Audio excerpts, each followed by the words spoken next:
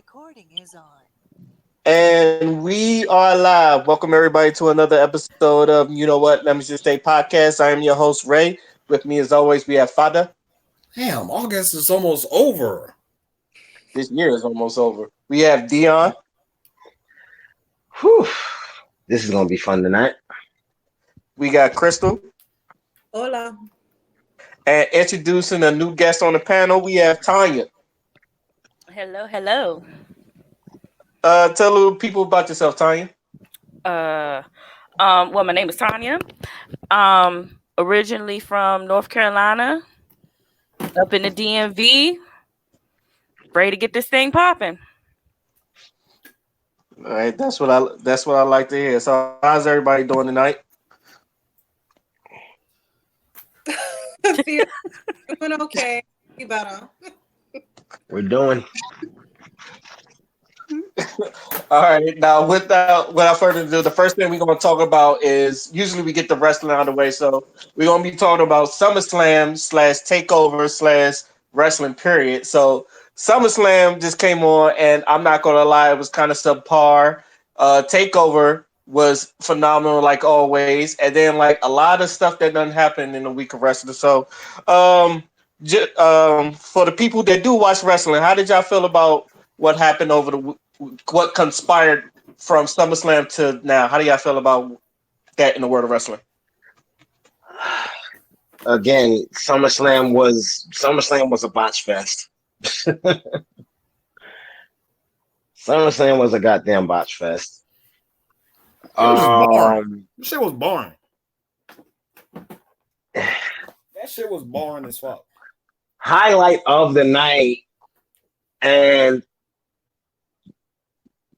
one of the parties involved in this particular match freaking almost ended his own career and hurt himself. Damian Priest versus Sheamus. To me, out of SummerSlam, that was the best match. I mean, I don't even remember that match. That's how bad the fucking pay-per-view was.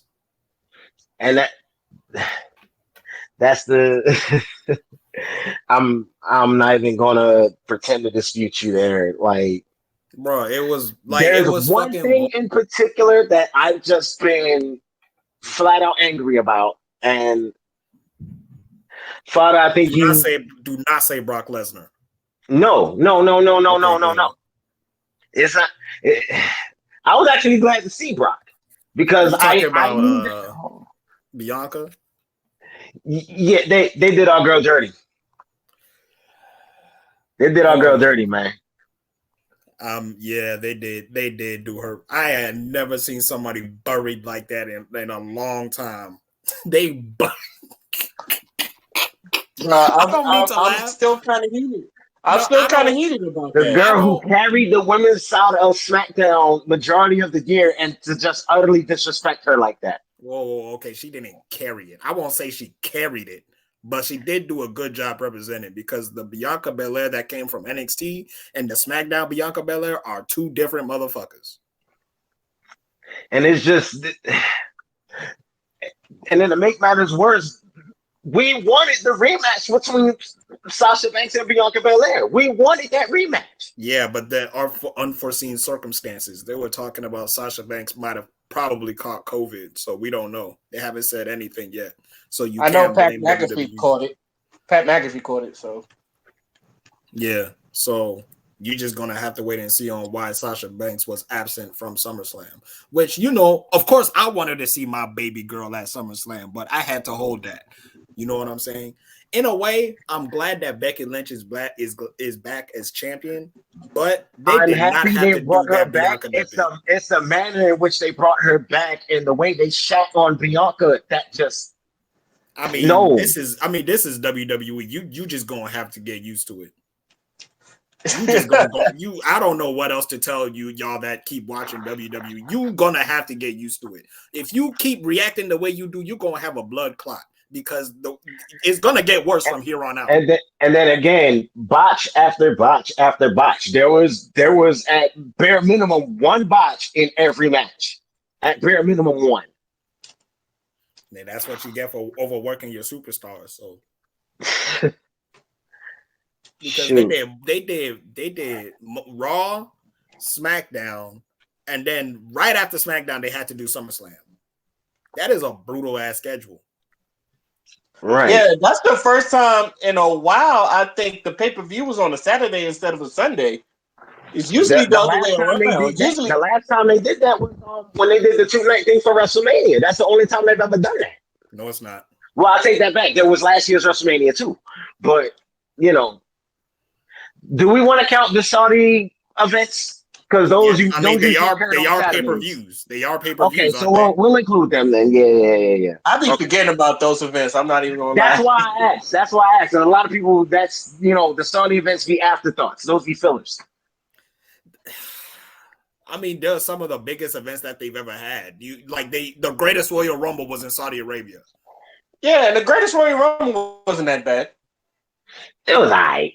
Yeah, we're not going to undermine the Saudi events because the Saudi events rake them a lot of money. The only reason why it's even controversial in the first place is because of the location of where it's at and that shit that went down with the U.S. Citizens or some shit. I think one of them got killed or whatever. Yeah, it was. I think it was a news reporter, wasn't it? Yeah. It was like some news reporter over there that got killed, and then Vince was like, "Man, I'm making my money. You better." And it's funny because Vince had a disagreement with one of the princes. I think he had a disagreement with like one of the higher ups in Saudi Arabia, so it was kind of terrifying for a while. There was even Sami Zayn didn't go to Saudi Arabia for that reason. I think him and Daniel Bryan and Kevin Owens too. It was a couple of them who I remember. There was that, and there was a couple of them I remember that did go and got stuck over there for a couple of days. Something happened with like their traveling arrangements or some bullshit like that. The ones that are not superstars or like the top tier superstars, they're the ones that got stuck over there. Yeah, that's why you had that one. It was either SmackDown or Raw where all the NXT people came. Yeah, it was one of them. I forgot. It was the Survivor Series too. So it kind of worked in their favor. But yeah, they shouldn't have been stuck over there. NXT saved their asses that day. Yeah, they did. NXT has been saving WWE for some time now. Shout out to Triple H. That's the hardest working man in WWE. For the shit that he got to put up with. Oh, man. He got to run a favor. I still think he got to run a favor, Vince McMahon. Now, he got to see Vince one-on-one. He got to see that man. Between him and William Regal, man. Oh, but shit. you see, Regal has a home to go back to. He could just go back to he could just do NXT UK if he wanted to. He a legend in the UK. But over here, bro, that's his son-in-law. He's a legend in the wrestling world in general. Like, no, but I'm saying, Triple H, that's his son-in-law. He got to see that man every dinner. At Thanksgiving. Look at that man's face. His kids call Vince grandpa. One of the downfalls of keeping business within the family. It's not even that. It's just like we wouldn't have this argument or even this talk if Vince was competent about stuff. So Vince doesn't know how to stay in his own lane. That's the problem. And also another problem is WWE is his lane, and he won't let it go for someone to take the reins and actually do what needs to be done. Triple H is the perfect person to do it. You see what he's done with NXT. He could, if Triple H was in charge of WWE, they would eat AEW alive. I'm saying it right now. They would eat AEW. See, another thing I was about to say, and you said it before I could. If he were to like straight hand over the company to anybody, it'd have to be Triple H. I don't trust Stephanie, and I trust Stephanie. Why don't you trust Stephanie? Stephanie, it's something about her that just rubs me the wrong way. I'm pretty sure she do what he does because she's Vince's daughter. It's not even that. It's just it's not even that. It's what you said. That's Vince's daughter. So you know Vince has already been making shitty decisions, and he's always going to have that bug in her ear. Oh, that's fucked. But Triple H knows. Triple H legit.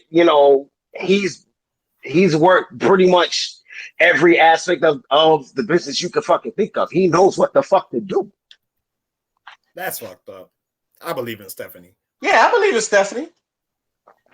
At one point, I believe in Vince because Vince knew what he was doing. It's just now more than ever. I believed in Vince back in the fucking 90s and early 2000s. Yeah, that's what I'm saying. But now, no, I wouldn't give him there either because he was in charge of that fucking invasion angle, and then he inserted himself into the ministry when he didn't have to. We're not doing that either.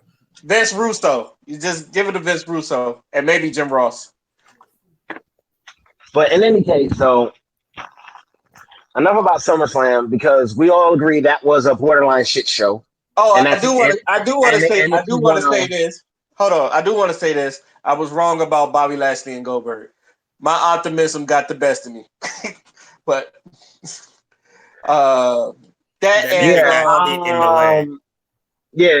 Goldberg pulled something, hurt something in his damn knee, and this is before the whole thing of MVP hitting him with the cane or whatever. He climbed out the ring wrong. He slipped or something and did something to his knee before that. I don't care. Yeah. He hit that man in the head. I don't know about y'all, but I'm getting tired of seeing Charlotte with the belt. What's the point of? No, this time it's justified. This time it is justified because Nikki ASH or whatever the fuck her name is was not doing it. I'm with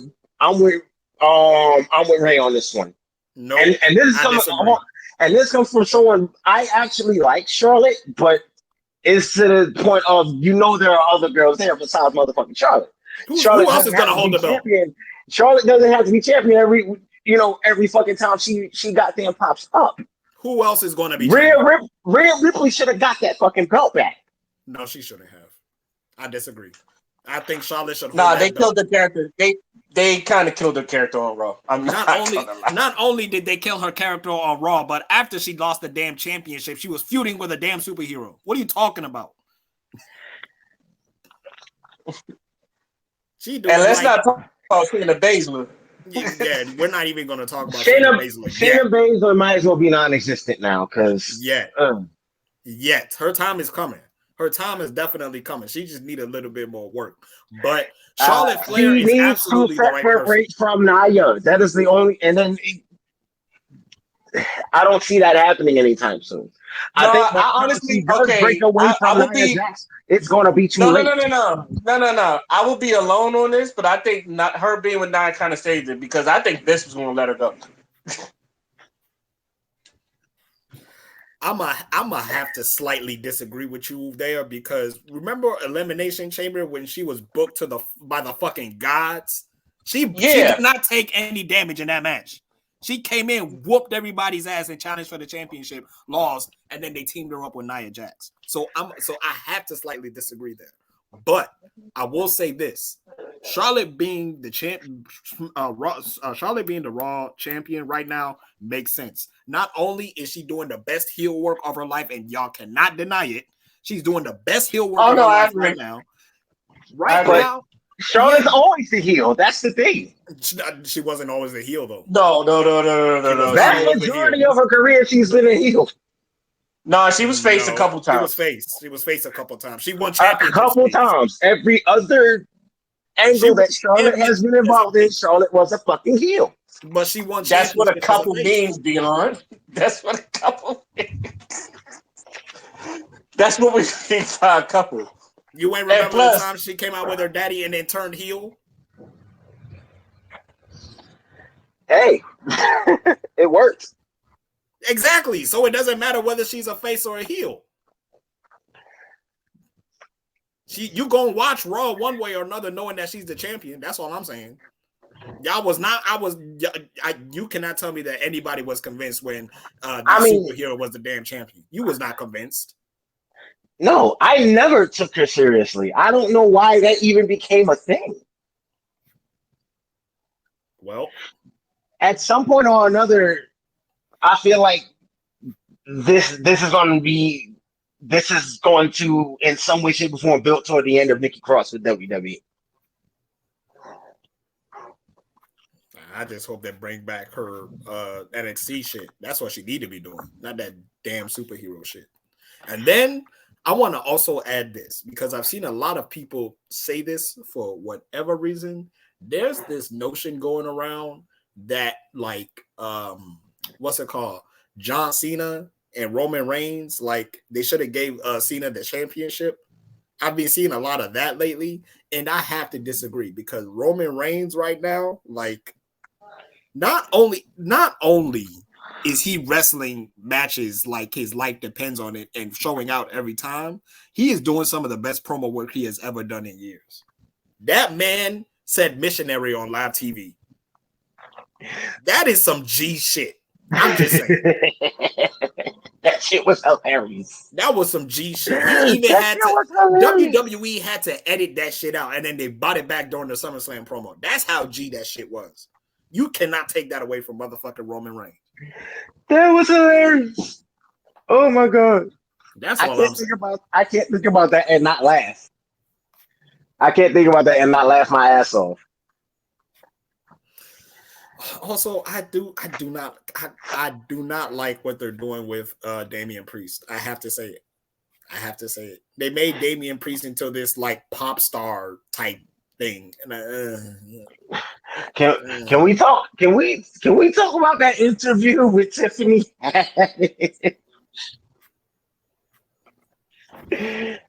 Oh Lord. You want to talk NXT? Oh my god!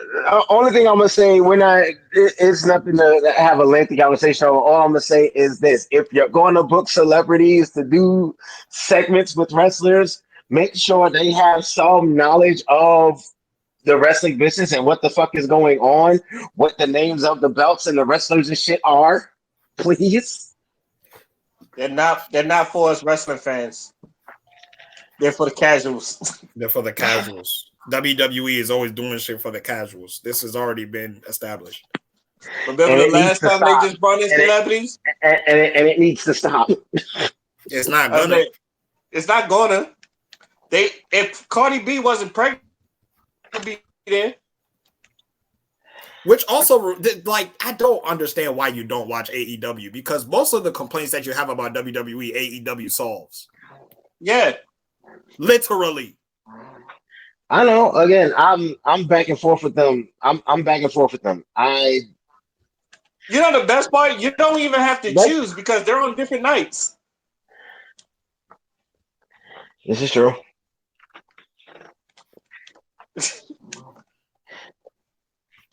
I love it. Okay, so what do y'all thought about NXT? What do y'all thought about NXT Takeover?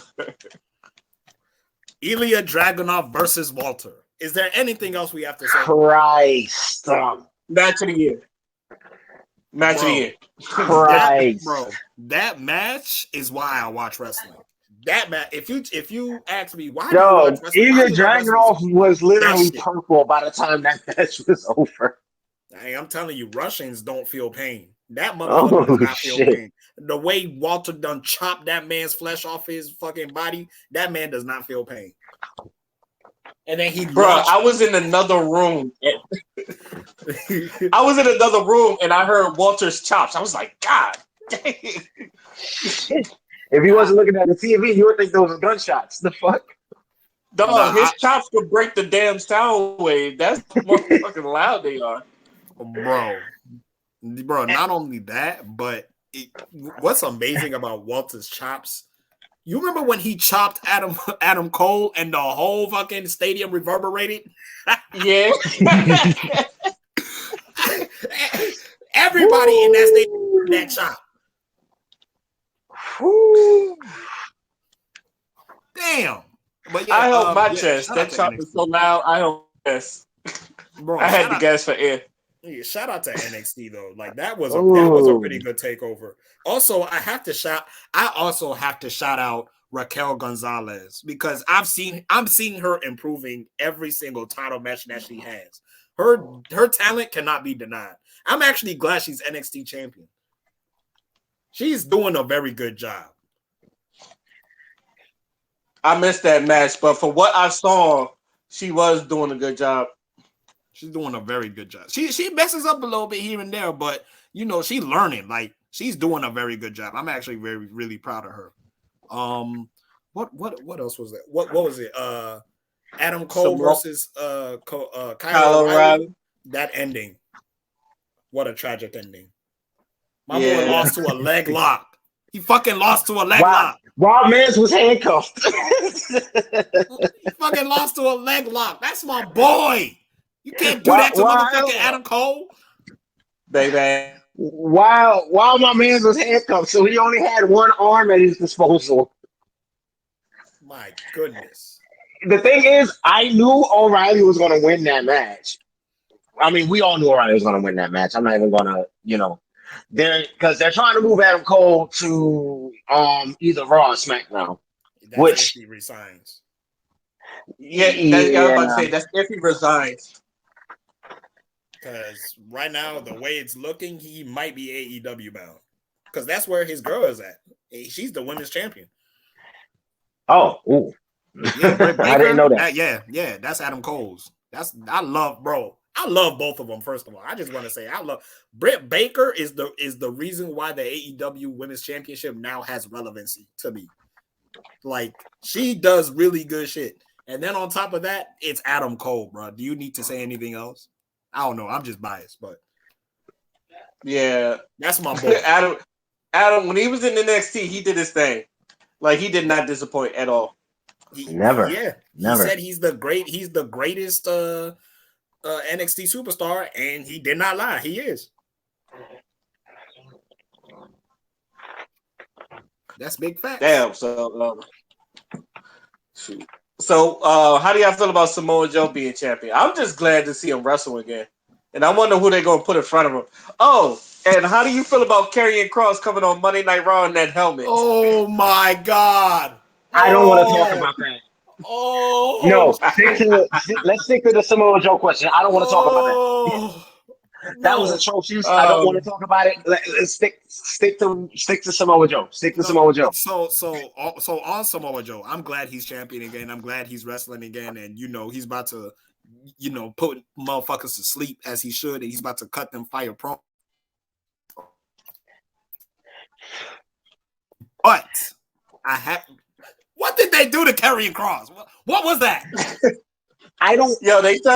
They turned him into a kink. That's what they did. They turned him into a BDSM dungeon slave.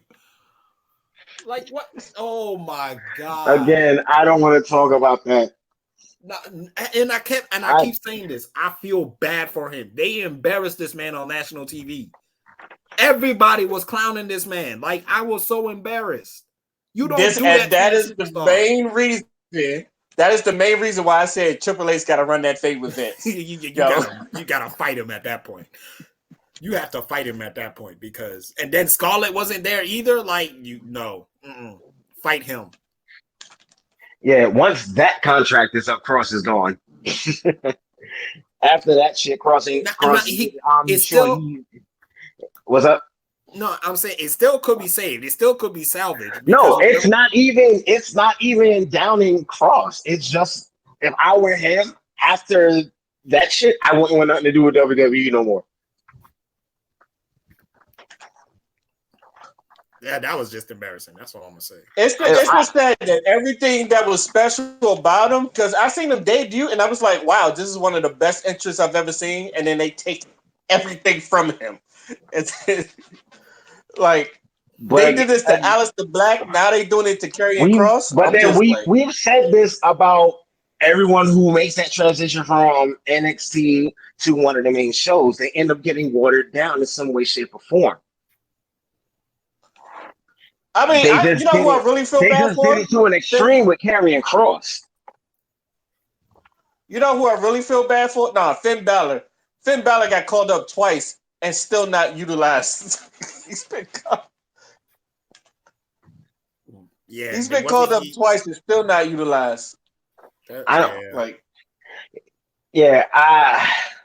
there's nothing wrong with Finn Balor.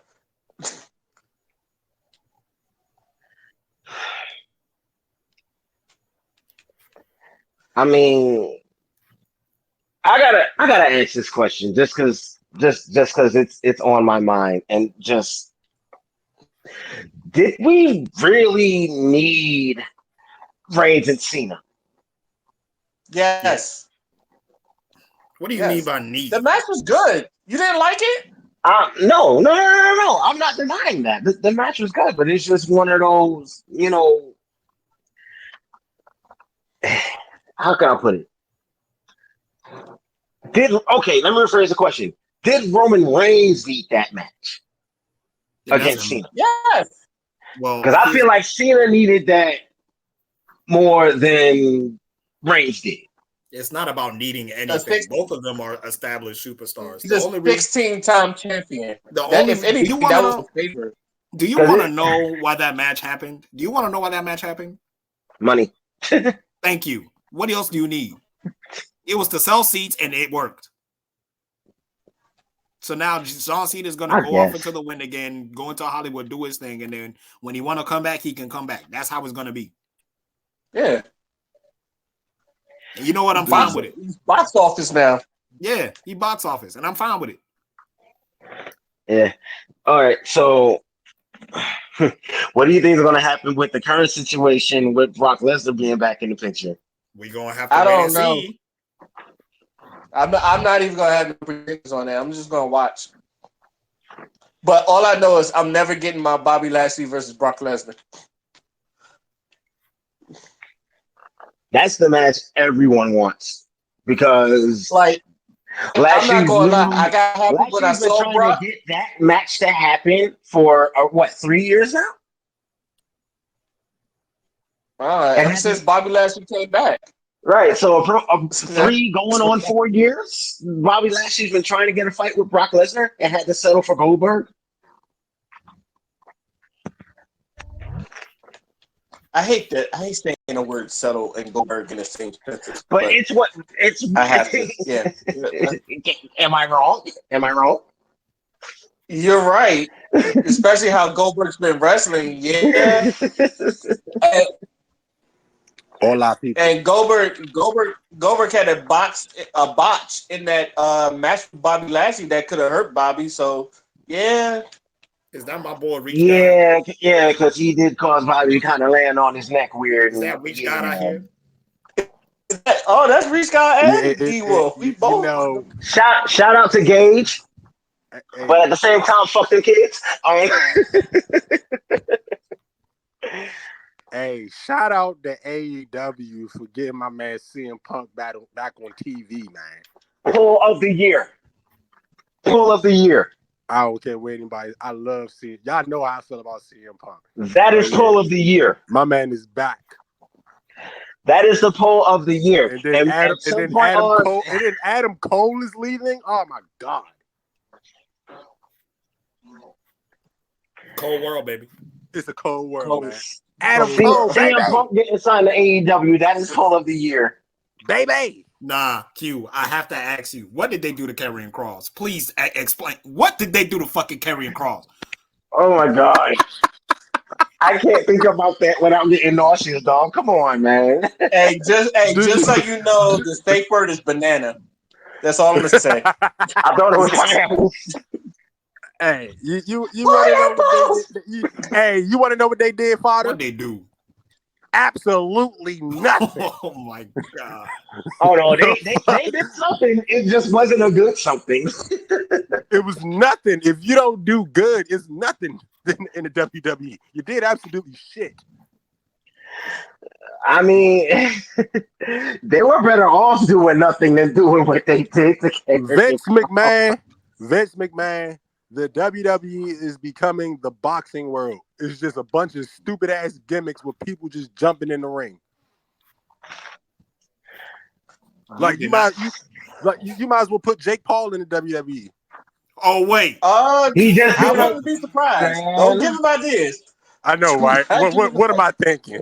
I was about to say, you saw Snooki. If Snooki can wrestle, don't get Jake Paul. It's a matter of time.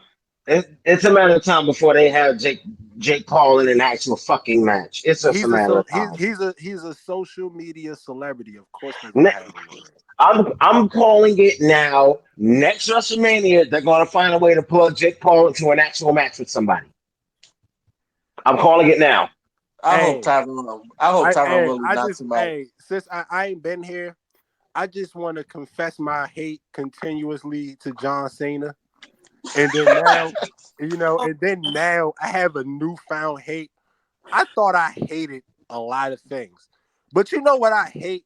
I hate Brock Lesnar with a ponytail. That is the worst shit that I could ever I'm the imagine. only one. Am I the only one that like Brock Lesnar with the ponytail? Yeah. It looks like a Viking. No, he doesn't. His He does not look like skinny. no motherfucking Viking. Yo, he looks like a Viking. No, he does not. He does not. No, he does not. The fuck? He does not. He looks like one of Shrek kids. Like, you wrong for that, Q. Like, stop. You are dead wrong for that, Q. You ain't shit. You are dead ass wrong for that. I'm sorry. To see Brock Lesnar in a ponytail is like seeing LeBron James with braids. Where did that come from? You know, the funny thing is when LeBron went bald, I was like, damn, he need to keep his hair. Nah, hey, but it's a conspiracy behind him going bald. But I'm gonna leave that alone today. Yeah, didn't his hairline just like magically reappear one night? Like they said LeBron was taking PEDs. You know what? I hope when LeBron retired, he retired with a better cornrows in his head, just to spite you. Who, me? Just to spite all of y'all. I was already spited when Allen Iverson cut his cornrows. Yeah, that was a sad day. Nah, let me tell you what's even sadder. That long ass part that he had in his haircut. That's what happens when you have cornrows for like. No, that's what happened when your mother cornrow your hair too tight. Oh yeah, I remember everybody used to have cornrows in their hair in high school, and then like you're supposed to wait like a week or two before you get your hair cut, and they get an immediate cut. You could tell they had cornrows in their head. He got his hair cut the day before the game. I'm like, what? Like, man. What? Oh man, good God Almighty! But okay, so Q, you missed when we were talking about NXT. So what'd you think of Takeover? If you watched Takeover, I didn't watch Takeover. I didn't. I'm gonna be honest. I've been kind of iffy on the WWE bbecause they've been some shit. I mean, I have not. Raw's been some shit. SmackDown's been hit or miss depending on exactly what's happening. I have not been entertained. NXT, I don't have no complaints. I have not. Of course, NXT, you don't have no complaints. You don't get complaints from NXT. The only thing I don't like the fact about NXT is that Adam Cole is not there anymore. But it's all good. I'll be all right. So he is off of WWE. So he's about to be off WWE in general because they was originally trying to get him to go to one of the two main shows, Raw or SmackDown. He's not going on the main show. So he's leaving in general. He would be stupid. He would be stupid to go to a main show. Sorry. NXT has emerged as a main show. It's no longer. Yeah, I mean, you know what? You're right. You know, that's like why would you go from being the face of the newest, highest ranked show to go to no, fuck no. I'm fine with that. I don't know. That's no. Next thing you know, Adam Cole probably feuding with Doudrop or some shit. Exactly, some stupid shit, and then he falls off and he becomes, he becomes the 3MB all over again. Like, what the fuck? Motherfuckers made Doudrop wrestle a doll. I winked at his face and she lost the match. I will never fucking forgive Raw for that. Kind of stupid ass shit that y'all making me. Yeah, watch. that was horrible. They took Piper Niven. I refuse to call her Doudrop. I absolutely fucking refuse. I never thought that I would be suggesting people to leave the WWE, but I am suggesting Adam Cole to go to AEW. I'm sorry. When it comes to Piper Niven and shit, that's not even her real name. I looked it up on Google. I can't remember what her government name is. But they took literally one of the best female talents in existence at the moment, for real, and reduced her to I don't even know what word to use. she's not a jobber yet. Nah, she's never gonna be a jobber. She's not going to be a jobber. But she's not going to be a jobber, but she's never going to be are we talking about what she was while she was still with NXT UK. We talking about my wife? Yes, get it out your chest. I'm not even going to bother you, Father. I'm going to leave you alone. We're going to talk about how the fuck they just let Becky Lynch just come back in and win the championship. Like, get the fuck out of here. I'm going to quote my boy Ray on this. If that's not the greatest form racism. Call it what you want. You can say I'm being an asshole. I don't give a fuck. It was racism. I'm sorry. Yeah. But I'm telling you, man, it's hard being a black wrestling fan. Yeah. Like, how do you like this girl was literally is the cream of the crop. She's great. She was creating if the evolution of women wrestling was already in effect, she took it to a different height. She was like Steph Curry. Like, we love the 3-pointer. Everybody was shooting 3-pointers at one point in time, but then Steph Curry just made it like unfair and just took it to another level to where you got kids that want to be Steph Curry all of a sudden. You know, that's what young black girls who watch wrestling, who love wrestling, aspire to be her. And you just snatch and just shatter everyone's dreams like that. Like you just snatch it. I understand if it's a plot twist or whatever the case may be, but Becky Lynch, I'm sorry, Becky Lynch did not earn it to me. You've been gone too long. You don't just hand her the belt. Like, she didn't prove herself. Yeah, that's Charlotte's job. You had Charlotte the belt, not Becky. You have Charlotte for this. If there is anybody who can, how long have we been advocating the Bianca Belair Charlotte feud to hurry up and begin?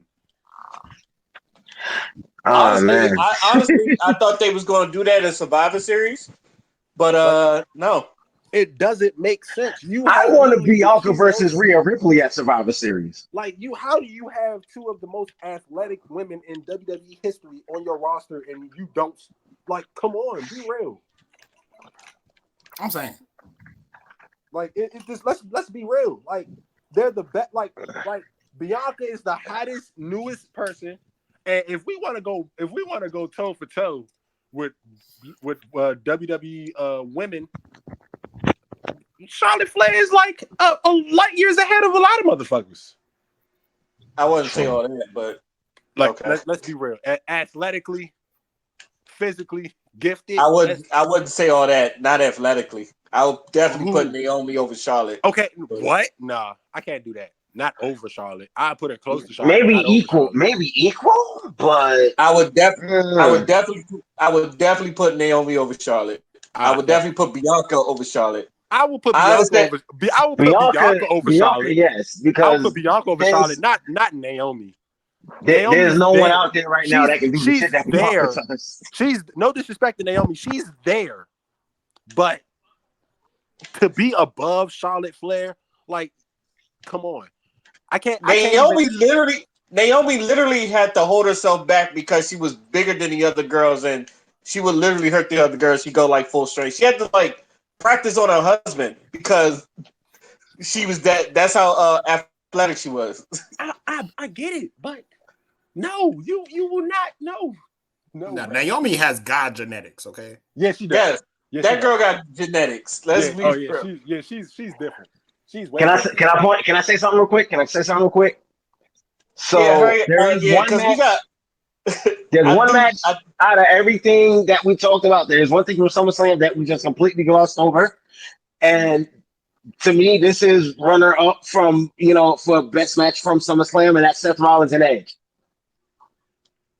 Yeah, Brood entrance, Edge, Yes. Yeah. Oh man. Like that. Man, that Brood entrance gave me chills for a second. Yeah. The Brood entrance was the highlight. The Brood entrance. I'm going to Father, can I steal one of your quotes? Because when I heard the Brood intro music, I marked the fuck out. Like, that's not one of my quotes. one of your wrong again. Whatever. Like, shut up, that's a wrestling term. Shut up, Gray.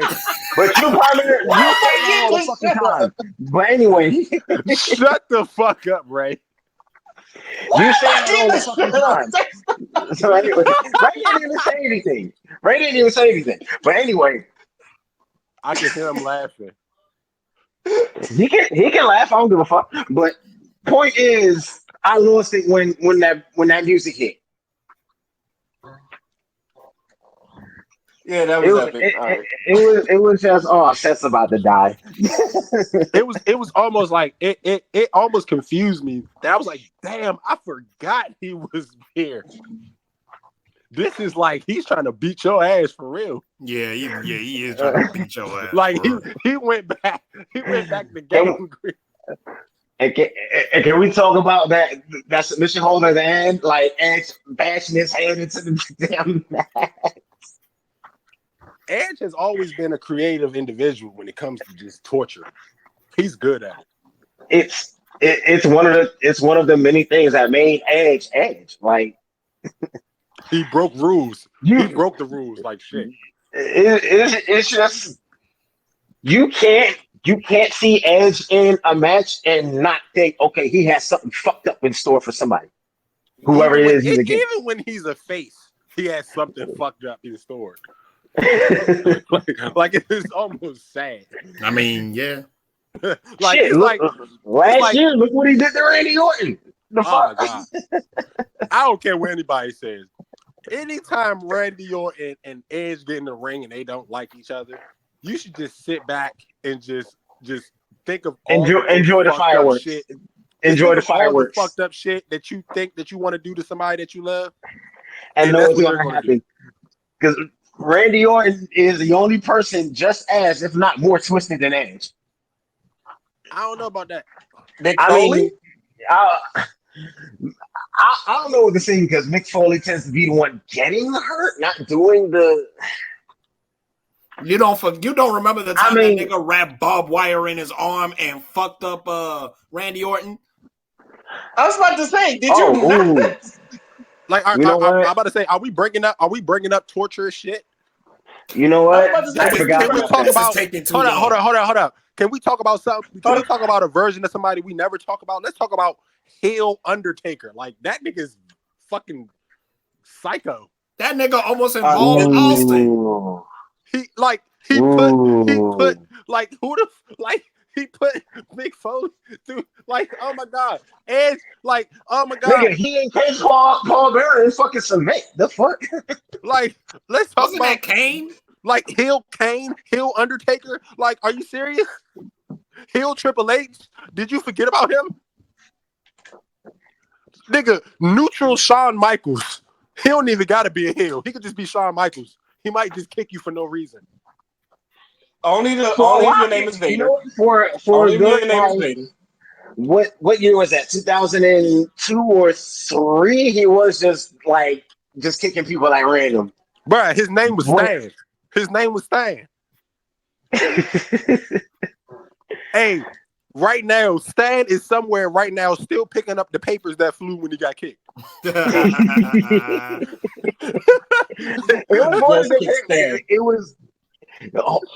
It was one particular episode, I think, of SmackDown where pretty much every time they came on commercial, Shawn Michaels kicked somebody else in the fucking face. And Triple H just looking at him dumbfounded, like, really? How about when he kicked the little girl at the buffet? She deserved that. She deserved it, but goddamn, you just saw salad flying. It was beautiful. he kicked the dressing off her salad.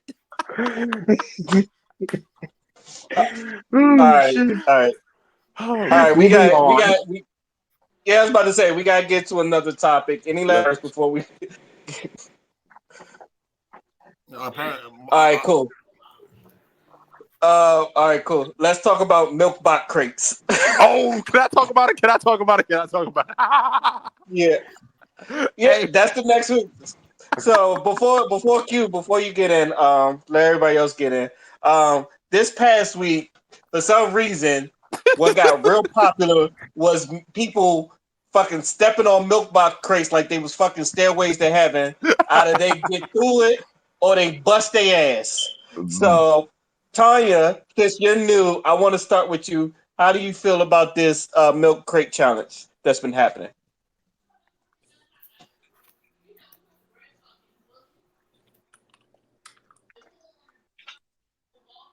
Wait, Tonya.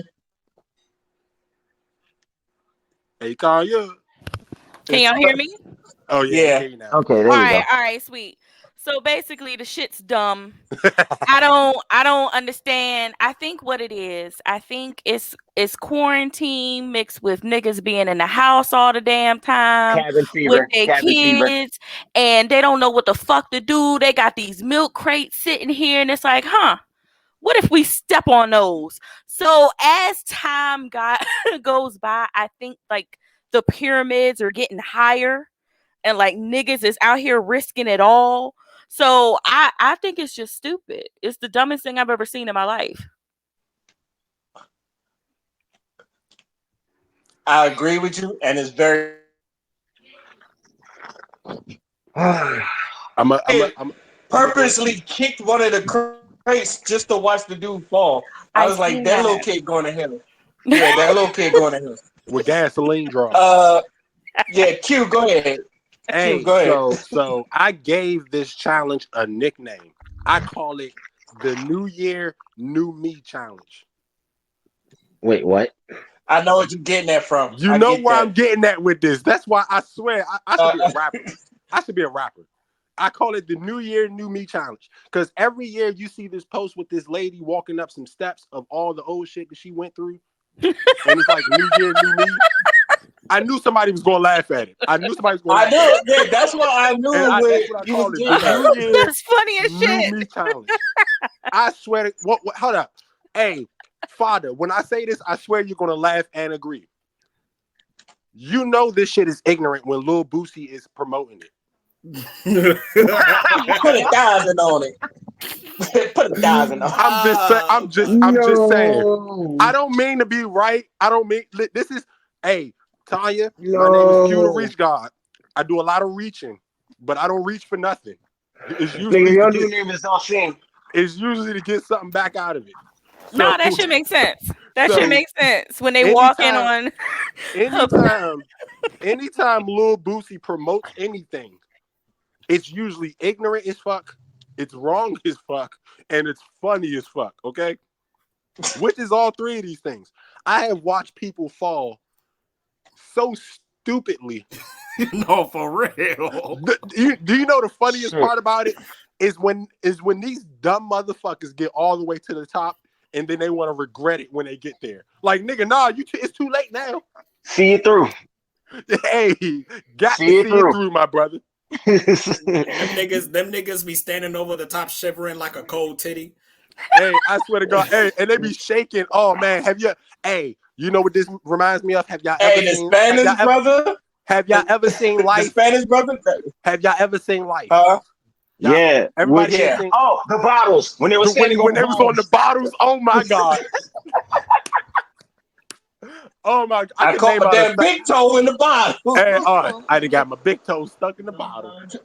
Imagine somebody doing that with bare feet, and then their toe gets stuck in the crate.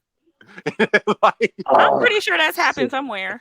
Oh my God! Like the stupidity that wraps around just black people. Like it's like one black person do something stupid. It's like everybody just thinks, "Oh, let me do it stupider. Let's see if I can." Well, he failed. I gotta be Jesus, so let me try it. Oh man, yeah. This challenge has been gentrified. I want you to know, white people are doing it now. I was just about to bring up the one white girl that got partway up the joint and fell and broke her arm. I was just about to bring that up. Man, I seen, man. Out of all the posts I've seen, I've probably seen like 3 people actually make it. I ain't seen. I saw one dude. He rolled a whole blunt. Oh yeah, I seen that. That was one. That was one of the people. He rolled a whole blunt. He rolled a whole blunt on the way there and down. I saw one guy. It was. I think it was a white or Hispanic dude, and he just ran straight across the joint, ran straight up and straight back down again without stopping. I think that's the only way you are going to make it across and shit like that. But in all reality, this all started because somebody was they were doing it for money. It's a challenge, and whoever does it gets money. Are we that money hungry? Yes. Here's my question: where are these niggas finding all these crates? Unfortunately, I seen one on scale for Are like you 99 serious? cents. Are you serious? If you go to Anacostia subway station, you'll see like a bunch of crackheads sitting on a crate each. Yeah. Like you find them I everywhere. mean, that's just. Oh my god! Dion, used are to you use- forgetting? yo, Are you actually forgetting that these crates are used for shit rather than people busting their ass? Yeah, like cut out part of basketball. it, use it I'm for about to Used to say, use it for basketball. basketball hoops. if you ain't have a You know, crate as a basketball court at some point of yeah, your life, you are not you cannot sit at the table with me. I'm sorry.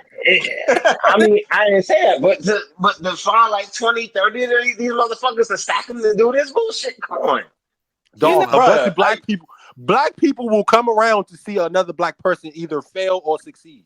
And yo, nothing busts black people chops harder than Usually the people falling. former. you know what, QD? You're definitely right. You're right about that. I need y'all to look up the steps of Freemasonry, Geneva, to see what the crates is really about. It makes a pyramid, so you go up, you get to the top, and fall down. Is that what I sent you? And then I saw a lady fall off the crate and bust her head. Why? People were saying she died, by the way. Yeah. She's in critical condition though. Did she? Yeah, I thought her. she's Yeah, the lady no, I talking about. I thought she had a she was concussion or some critical. shit. No, she was critical. She was critical when I seen it. Blood was forming, a puddle of blood, and the lady recording it had no sympathy, none. Exactly, because this is, bruh, this is society. These crates are proving that society is built off of success and failure. That's all. People will gather around because they know this thing is impossible to do. So they just want to see everybody fall from doing it. But if it was easy for everybody to be able to do it, who the fuck wants to see it? That's exactly what it means. It's sad, but it's You're true. 100%. It's sad. You're wanna 100%. know Look why- at the design. Look at the design. Up and down. Up and then down. you got a lot of fools kicking it while you're on top. Exactly. That represents a Why are motherfuckers loud and not clear. jumping the niggas that do that shit? Because, man, it's bruh, because that's not the point. They're not worried about them succeeding. They're worried about entertainment. If I am entertained, I don't care if you fall. Somebody gotta die. Yeah, I'm somebody. sorry. Yeah, you It's getting the your truth. ass No, whooped. it's the truth. Somebody does have to die. But in reality, these people don't care about nothing but being entertained. If I'm entertained by it, I don't care if somebody kicks it or you fall from it. I'm going to laugh. But that's not me. I'm just saying, I'm just thinking of how these people think. You know, it's sad, but it's true. And it's just like, I'm tired of it. I don't even look at the thing no more. I looked at it the first like couple of days. It was funny. But then when I started to see everybody do it, and it's just like, then I seen little Boosie do it. I was like, oh yeah, it's over for me. I ain't see Boosie do it, but I don't want to see Boosie do it. I see Blueface Boosie do it. didn't do it. Of course, But but you said he was promoting the shit. Yeah, I'm about to say, of course, Boosie not gonna get up on the fucking crates, but he gonna flash $1,000, $500 to somebody to do it. But see, I'm to the point of, come on, man, you done seen the videos, you done seen these motherfuckers fall, get hospitalized doing this bullshit. Why are people still attempting this shit?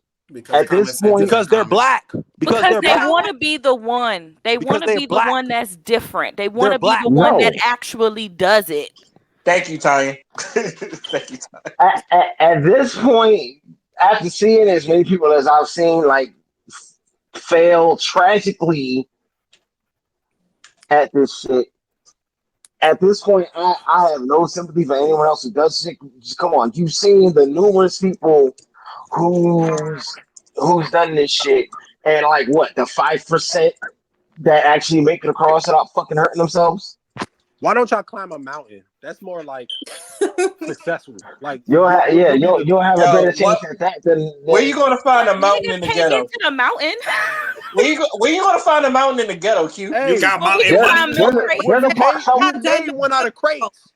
There's a park somewhere. Shit, there's a park near them somewhere. Is that a mountain, Dion? It'll suffice. The fuck, Dion, you're not helping me. You're not helping me, Dion. You're not helping me. You're not helping me. No, Okay. man, it's not even about. It's not necessarily mountains that I'm saying, but it's just the point of like this is like It's stupidity. Let's find something to challenge each other that won't hurt each other. I do you one better. If you want to do stupid ass obstacles like that, at least try to make a ghetto ass Ninja Warrior. It's like, Hey, Wow. did you say a ghetto I ass like Ninja Warrior? Ninja Warrior. But then the I'm crazy thing kinda is here just for gonna that. be Some on ghetto the ass obstacle Ninja course. I'm here for that. A ghetto that. ass Ninja Warrior. Oh, I But do it. You could the, charge the, the, tickets and everything. Oh, I do but, it. I swear I do it. I but swear then I do it. the crazy thing is just One of the gonna be part of the fucking obstacle course. one of the obstacles would be two crackheads trying to ask you for money. You gotta dodge. No.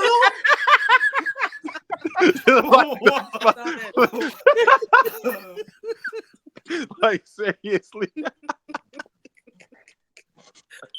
I'm sorry. I'm so sorry. Okay, I'm sorry. Okay. No, you're not. Back to serious Q. Okay.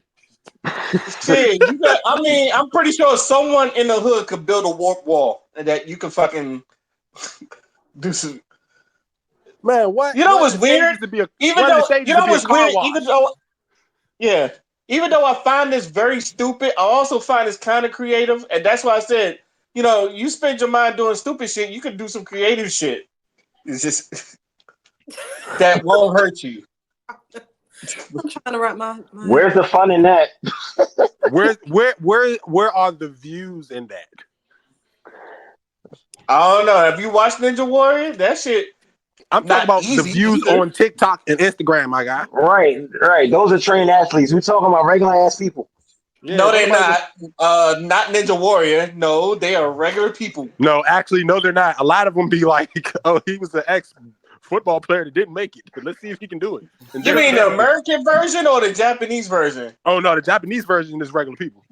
I was about to say Makoto Nagano's a fisherman. So then it'll be. That's sad that you remember him winning. Ray. I've never seen the Japanese Ray, one, so I don't know about that. Fishermen are athletic. You never seen the Japanese one? Oh my god, it's way. Nah. That's the original one. You It's wasn't the watching original one. You wasn't watching the game. What was the game's MXC. channel? MXC. Yes, like you Yeah, wasn't. MXC is On my Spike TV, man. shit. No, what was the channel? Most Extreme Elimination Challenge. Yeah. What was the channel they used to show straight gaming stuff? Oh, G4. G4. Yes, that's what it used to come on there. Yeah. That and Unbeatable Banzuke. That and know. Unbeatable Banzuke. I like the Unbeatable Banzuke. Yeah. But all in all, I feel like this crate challenge is just showing the stupidity and how easily it is to get black people to do something to hurt each other instead of having somebody like it's give it about 2 weeks. Somebody's gonna post something about why it's stupid to do it, and then everybody's going to either bash him or it's going to all of a sudden disappear, and then it's like it's dumb. This is just. But then let's just go ahead and label the month August with crates. Is anybody on this panel going to do the crate challenge? No. Fuck no. Yeah. I'm afraid of heights. Yes. I'm not. And I'm just. Yes. I know. Yes. Hurtful shit. Yes. I will do the crate challenge because I know I can pass it, and I'm not capping. Fuck that. I'd rather walk on the water. Shut up, Q. I'm a commentator. Seriously, I would rather go get 10 cases of water and walk on them. See, I always win. I'll do the empty bottles from life. I'll do that. The fuck? Look at it this way, y'all. I'd rather wrestle an alligator. It's a process of elimination. Can you actually wrestle? Darwin theory. I'm good. That's hilarious, by the way. What was you saying, Crystal? Look, what do jokers do? They entertain the kings and the queens. That's where I'm at. Ooh, nice. Yo, why do you always? I hate when you do that. I hate when you do that.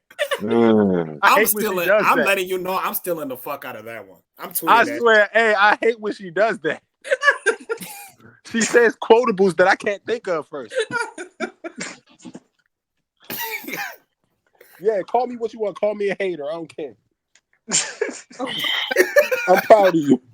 All right. Any last words before we move on to our next topic? Q's proud of you, but he hates you. Yeah, it's all good. It's life. It's all Don't good. do that bullshit. I'm them crates. I'm Birdman. Do Lil Wayne. I'm proud of you. Did anyone ask how this got started? Niggas. The Who trend. gives a fuck? Don't Niggas. do it. Okay. That's So- how it started. That's how I'll it just started. add a All I'm saying tidbit. is this. For, All I'm I'll saying just is add. you motherfuckers that's walking on crates, you better treat it like it's ATL and don't fall. Oh my god. I'll just add this tidbit for the end. So at first I didn't really pay that much attention to it. I mean, I saw a couple of them, and I saw that one where that dude was like, dude was rolling up his joint as he's walking, and I basically stopped there. And then I started researching it, see what it's all about. And it turns out, well, we know where TikTok's from, right? You know who created it. Chinese.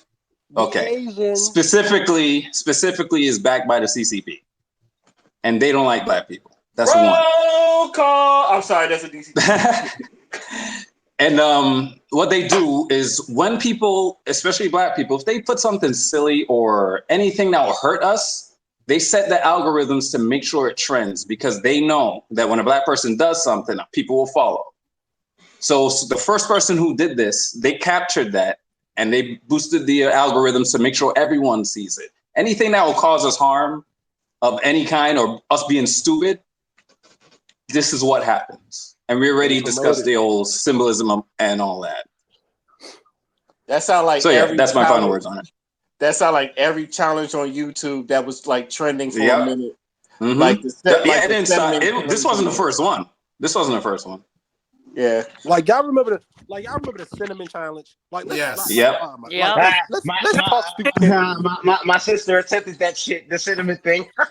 Like that was just like let's talk about stupidity on internet. There was that. do it. There was the Tide Pod bullshit from a couple of years ago. Mm-hmm. Black people didn't start that one. Nope. It was white people. Yeah. But you know what black people did start though? Remember when there was fucking licking ice creams and putting it back on the shelves? I remember. That was disgusting. That was the most disgusting shit in the fucking world. I thought celebrities started that. Wasn't it some chick? I thought that was some white bitch. The first video I saw of that was some white bitch doing it. Or how about the first the- video I saw saw was a black black person. How about Yeah, the it white was a black people ice person. cream out this toilet? Toilet. Just like black person started put him in the coffin. That shit was legendary. I'm I sorry. remember him. That shit was so legendary. That's Oh my Put him in the god, coffin. Put him in the coffin. Put him in the coffin. that was so stupid. Lighting people on fire and alcohol. I'm kind of curious about that one. You said lighting people on fire? I remember that. Yeah, that was a thing for like 5 seconds. Yeah. How long did they go to jail? For 10 years? Somebody lit their crutch on fire and did it. At this point, I think they're just spinning the herd. They're just trying to reduce population at this point. That's And that's Darwinism one avenue. at its finest. Natural Darwinism, selection. Natural selection. Darwinism at its finest. Hey, but it's a problem when we're helping them. Hey, here's my thing. See, here's my thing, Q. It's not that black folks are helping them. We just got black folks that are dumb as hell. Helping them. That's just what it is. Helping them, nigga. Helping them. Just because we don't know you robbing the bank don't mean we ain't gonna open the door for them to rob the bank. What the fuck? We don't know you robbing the bank. We just held the door for you. But you got a whole bag of money. Stupid. We got to differentiate Negroes because I refuse to be of any Negro population that does that shit, that co-signs that shit. I'm my own nigga, damn it. Like they just like, but that's the problem. I'm not from here. I'm from Africa. Now, you know what, Father? No fair. Yeah, that's some bullshit.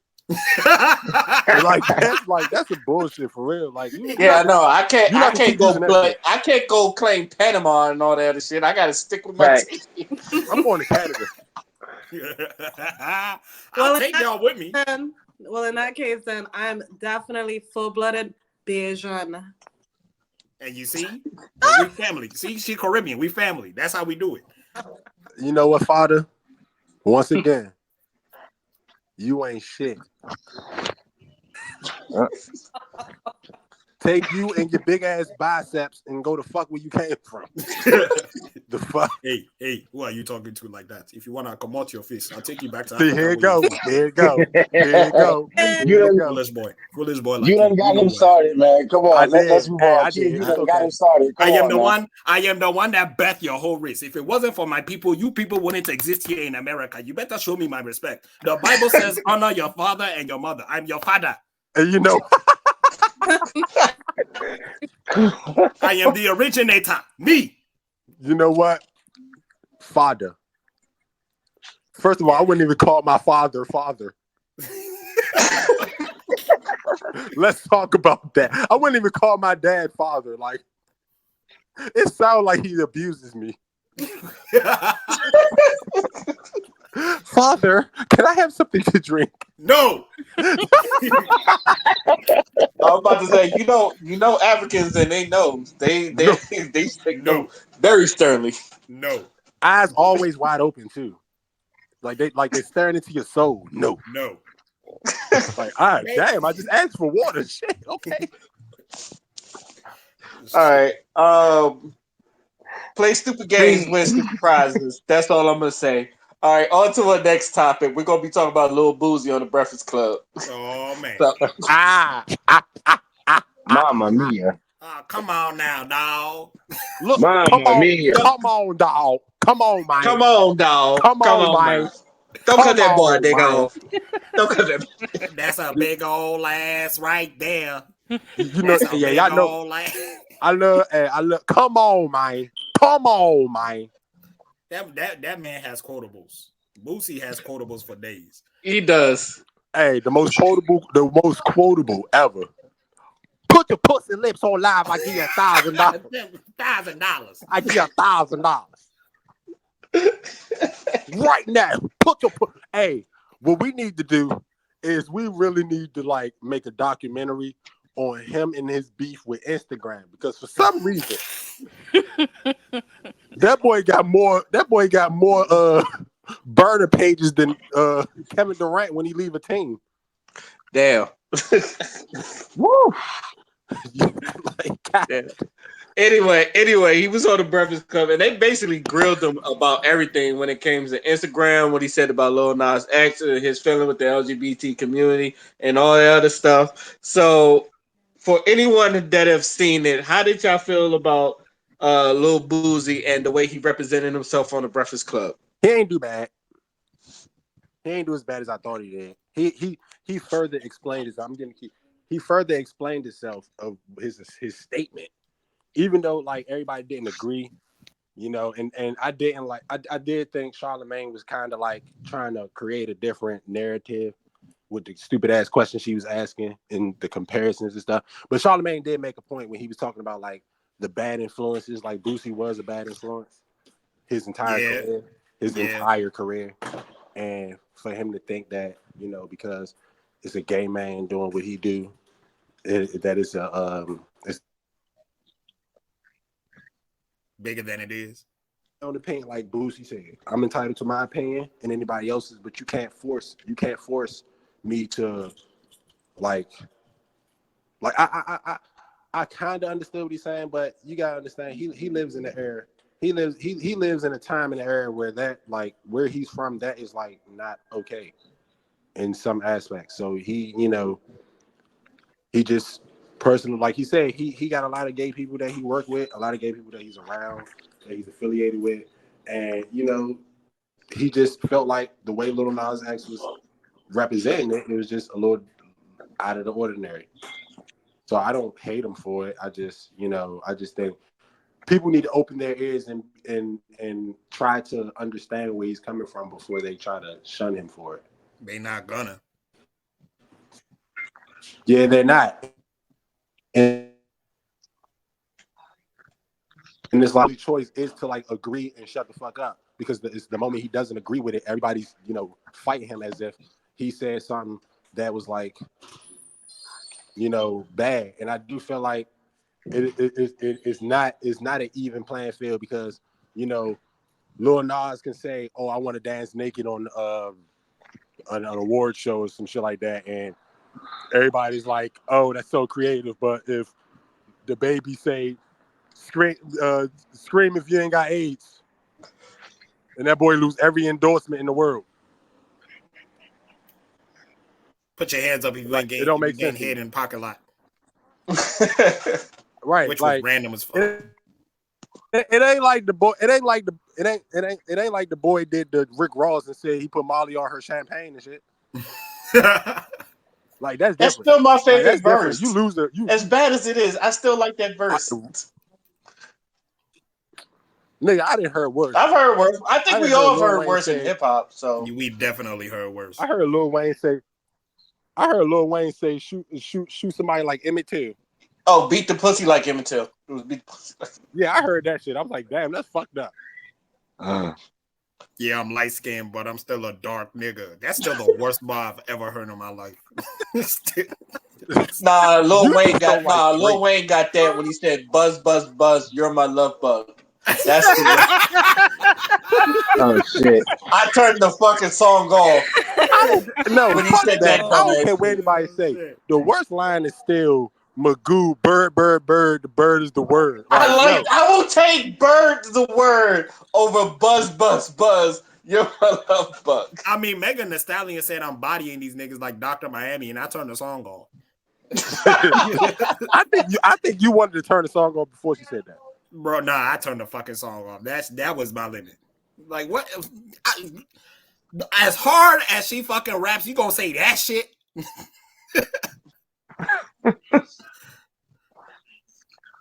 Like, damn. Look, I've heard worse, but I'm not gonna say it because one of these persons is a fan. But Nicki also has some bad bars too. I'm sorry, but no, she definitely race in China, just a race in China. Race in China, just a race in China. Boobs, boobs, boobs, a lot of boobs. This is King Kong. Yes, I'm King Kong. Yes, this hold King up. Y'all gotta repeat that line. Oh my god. Which line? Repeat that Nicki Minaj line, please. Oh my god. I think it was Tonya that said it. Was it boobs? Oh, boobs, boobs, boobs, boobs, a lot of boobs. Oh my god. I wish a bitch would. You a stupid hoe. You a stupid hoe. You a stupid hoe. You a stupid hoe. That song in general was just. Oh my god. We can go down the line for terrible lines, bro. I don't care what anybody say. Fat Joe has some of the worst lines I've ever heard in my fucking life. Please say one, please. I can't even think of him. It is like he is just so fucking bland. Like you'll have a song with Lil Wayne, T.I., Rick Ross, Drake, Kanye, all these people. Then Fat Joe get on the song. You like, it's time to turn it. It's crack. It's crack. It's crack. It's crack. Like, let's be real. The song "Make It Rain" would have not been good if Lil Wayne wasn't on the chorus. Oof. I'm sorry. "Make It Rain" was a terrible song. Like, call me what you want. Call me biased. Call me what you want. But "Make It Rain" was not that great of a song if Lil Wayne wasn't on the chorus. That's just one of those. Yo, do you get mad when he talks about the Rucker? And then, matter of fact, you don't want to speak about the Rucker? Why did you do that? Why did you do that? Shit. I was asking a question. Hey, wait, I'm about to get off this podcast for that shit. I was thinking about that too, and I was just like, no, I'm not even gonna. Y'all, you didn't scare D-Wolf away with that one, man. Dog, come on, man. Come on, man. We done. Okay, back to Boosie because we done got off of Boosie. I just want to say this about Boosie real quick because I saw the interview and like I agree with you. I believe he handled himself well. I believe he said everything he wanted to say. My thing is that man come from a very particular environment, so of course he's gonna feel the way he do about how gay people represent themselves and stuff like that. Mm-hmm. When it comes to education, however, and I feel like people misconstrue this a lot, it is not going to be straightforward. You're just not gonna go up to a nigga like Boosie and be like, Right. here, and here, and then expect him to just get it. You know what I'm saying? He got to talk to someone that actually know the environment that he came from if he want to change his mind. But at the same time, this man hasn't advocated any harm for the LGBTQ. This man hasn't said we're going to go around and kill all these gay people and beat them up and stuff like that. All he said was that he feels like the way that it is portrayed in certain types of media, he personally, emphasis on personally, doesn't want his kids to be subject to that. Right. And I feel like people are making it such a big ass deal, like, oh, he homophobic. He's like, nah, he's only homophobic because he's not saying what you want him to say. You guys want people to say what they want to say and do the puppet shit because that particular community has been pandered to so much that the people who are really saying shit aren't the ones that aren't the voices that are being heard. The ones that they are being hate heard, Boosie. yeah, the ones that are being heard are these, white LGBTQ folks that have all the money, that don't care about anybody in their fucking community, and they pander to their own community because it brings them the money. That's why you got rainbow flags everywhere and shit like that. They do the same shit with black folks and the Black Lives Matter shit. It's the same exact shit. It's all propaganda. Literal pandering. Like as soon as any type of LGBTQ hate goes on, they basically force this shit all over you. They put it all over the shit that you buy. It's all over the TVs, on every billboard, everything, for everybody to get around and get used to it, just like they did Black Lives Matter and all that shit. That's why I don't believe none of that shit. This shit started with Empire. When Empire had this shit blatantly on TV, just like on national TV, you don't have this on like. That's why, like shows like P-Valley, granted, there are some type of moments that have that shit, but P-Valley, I could watch P-Valley because it's not just all about that. The show does not circle around that. But Empire really, it literally circled around, Terrence Howard and his fucking accent, and then, his son being gay. Also, Andre being crazy. Oh yeah, also, and that was it. And it's just like, how do you force people? You can't force somebody to be comfortable with something when you're trying to make them do it. You're trying to make a person who this man was in jail for about 15 fucking years. You know what I'm saying? This is something he literally fights for his pride and his name. This is Lil Boosie. He ain't this ain't no regular mainstream artist. You know what I'm saying? Like Boosie said, nigga, he make his own money from his own things because of how he is for this particular reason. And they can't take nothing away. They can't do him like they did the baby. So instead of that, they try to create this image and make it seem like, what he's saying is just blatant hate towards a certain community, when this man is literally telling you, nigga, I have people, he said it on, and that's how I know Father watched this, because it's one thing he said on that podcast that made me believe everything he said after that. He said, I trust gay people more than I trust regular people. Oof. He said gay people don't steal like that. Exactly. That shit was funny. He ain't never. And the whole room froze too when he said that. The whole room froze. Exactly, because they don't understand it. That right there was like, okay, even me, because even when I have my own beliefs. I believe it don't matter. I don't care what you are, who you love, or who you want to be, or whatever the case may be. That's fine with you. I know what I am, what I want to be, what I raise my kids to be. That's all I care about. So if you choose to love the same sex of a man, then it's not. I can't. I'm not going to hate you for it, because it's reality. I mean, it's life. But me personally, I just choose not to do it. But I'm not going to hate you for the shit. So if the LGBTQ community wants to get the respect from Boosie, you have to learn to respect his opinion. Learn to respect that. At least he has an opinion. At least he's not ignorant to just be like, fuck all gays. I don't like none of you motherfuckers. And just do some ignorant, stupid shit. You know what I'm saying? Like, it's sad. I'm going to continue to speak up for Boosie. Why? Because he pistol whipped that nigga for 40 minutes. Also, with that being said, I just wanna quote one of me and Ray's favorite quotes. 90s gays will fuck you up. That's all I want to say. Shout out to Flame Monroe because one of my notes that I took, and I know like y'all thought he articulated something. I did think he thought he stood on what he was saying, but there is times where he was saying stuff and they just didn't get it, and then had to take until Flame Monroe walked into the room and had to explain everything that Boosie was saying. And like a lot of rappers like that have the same opinion, and I've seen this a lot. A lot of them really don't know how to articulate themselves when it comes to situations like this for people to understand.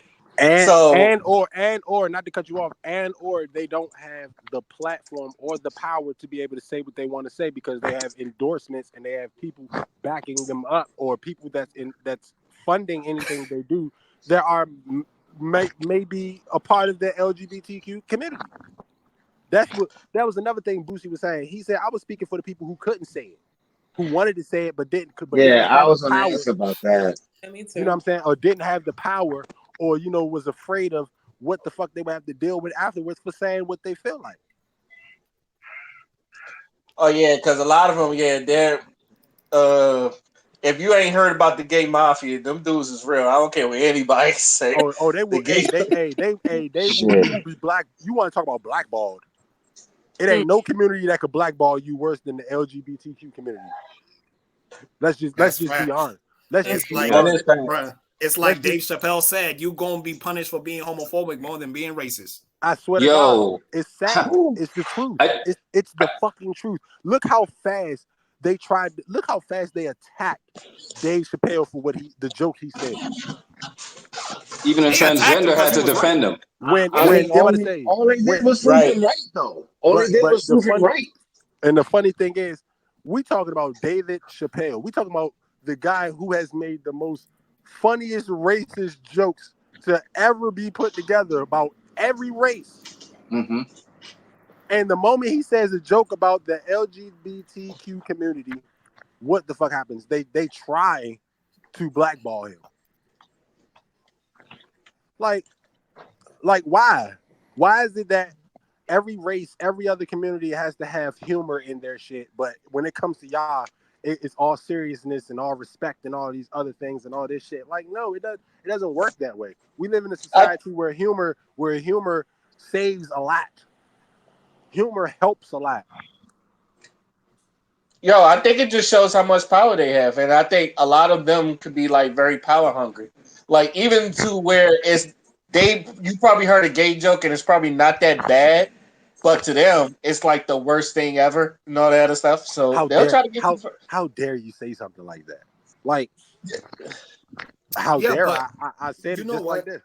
You know what? We say this, but again, I feel like it's one part of the community that's being elevated, and it's another part of the community that doesn't really get their say. Because Flame Monroe, like the LGBT canceled her because of the shit that she be saying. They actually canceled her, and she even said it in her Breakfast Club interview. The LGBT don't fuck with her like that, but. Those are the type of people that we like and that we resonate with as straight people, because like they just speak straight shit. You know what I'm saying? They don't have to censor themselves. We don't have to lollygag around it. Flame Monroe's the type of person you could talk about anything with and it'll just be a conversation. A lot of other people, they're not built like that. They don't want to have those conversations, but they're the ones that, they're the ones that get pandered to. You know what I'm saying? They're the ones that when June or July rolls around, whatever the month it is, when that month rolls around and then you see all the Twitter companies and shit like that put their little rainbow flags in there, and then they got the commercials talking about we stand in solidarity with LGBTQ. Like those are the motherfuckers that they're pandering to. So they got the voice. The regular people like Flame Monroe and all the rest of the other gay and lesbian folks that actually speak true shit and is actually amongst people having these real conversations, they not the voice. That's what I think it is. I think the aim is to make as many people be perceived as like homophobic. Like I think that's the aim. So that way they'll have enough instances and cases to like remain the most hated amongst, what we deem the minority groups out there, or who's being suppressed. And which in hindsight, that way they're really not. But no, I'm saying, but I see that's what they're doing because you can't get away with it. It takes anyway. I think they do that to justify whatever fuckery they have in mind. Because I was thinking of the conversation we had, I think 2 episodes ago, about the gay agenda for black men. Yeah. Like I said, they're the tool. The gay community is the tool to get there. And they have all the other minorities, like, So they include, was it here? Was it this show? It was some show. I think it was one of you guys. Somebody mentioned that they added a black and brown on the flag. That was you. Okay. Yeah. So that way they could bring them in. So whatever plight they go through, we're jumping on it. We're going to help you. We got your back. Meanwhile, you take our men away. But just like Black Lives Matters, there will soon be a separation between gay people and the LGBTQ community. I promise. And what were the orientations of the 2 women that ran it, or 3? Yeah, the 3 queer women. I remember. Yeah, exactly. They were pandering them 3, talking about these are the saviors of the black community. It's black women and they're queer. So that means straight black men are the weak link. I remember all that shit. All that shit they was talking about. Look at you now. Stupid. I love you. It's one thing. It's a lot of things I hate about 6ix9ine. But the one thing I love about 6ix9ine is the way he say stupid. I love the way he say stupid. Are you dumb? Dumb? Yeah. Okay. My bad. I also got this question. Like during the interview, he also said something about on like fatherhood, which I've always said there's been a double standard of how like the women, if your daughters they get treated like princesses, and the sons they basically get thrown out to the wolves. It seemed like that. Did y'all kind of like saw the double standard when he was talking about how him raising his daughter different than his sons?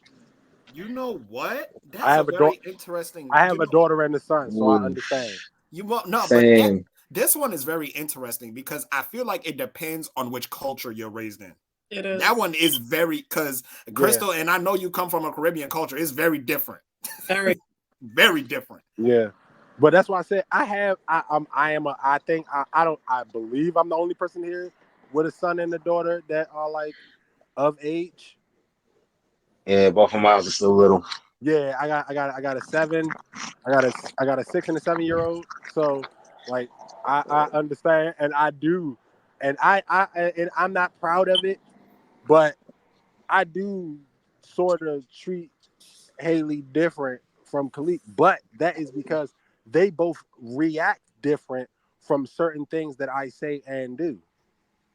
So I have to treat them a little bit different because they don't even I tell my son to do something. It's not necessarily, he's a boy. I was hard-headed at 6, 7 years old. I had a short attention span at 6, 7 years old. So I know he does. But it's also harder for a black man in this world than anybody. So what I do is build strength. I want him to be able to do things. If I don't survive out here, I want you to be able to take care and guide without ever going outside of who you are or who you can still be black man without being a nigga. That's what I'm trying to teach him. Like it's levels to it. I'm and my daughter. I'm initially showing her what she should be looking for when she gets of age. You don't look for nobody that gives you short anything, who doesn't keep their promises, who doesn't do what they're supposed to do when you need it or when you want it. If you are deserving of it, you will get it. When you do good, you don't always get good, but until you get into that situation, I got a 6 and 7-year-old, so it's like it's kind of different. But I do catch myself being more lenient for my daughter than my son. But my son is more, strategic on how he pisses me off. Wow. I'm just no, it's real. My son is me times 2. Like y'all, y'all know how much of an asshole I am. Yep. Yes. My Oh my man, my Yeah. that's an understatement. yeah, my son, God forbid me, is a douchebag. Like he's like He's from like just like Wow. I swear I love anybody who knows I love my son from here to Albert. It doesn't matter what he does or that is my baby. But I know what he is capable of. And I know how he thinks. He says slick things out in his mouth. He like I was like, didn't I tell you to do something? I did do it. Dang. Dog, I will headbutt you. Like, who are you talking to? But then I gotta realize he is a product of me, who is a strong-minded person who speaks his mind. So I have to give him some type of Yeah, you gotta hold that. you know what I'm You saying? gotta hold that. Oh man. You know what I'm saying? So yeah, that's how I say, like, I gotta, I take it to the chin sometimes, but then sometimes I gotta let him know, like, hey, it's a meter, my guy. Like I've been watching wrestling since I was like 6. I know too many things to like hurt you. Leave me alone. Like, You gonna catch this stunner. Keep trying me.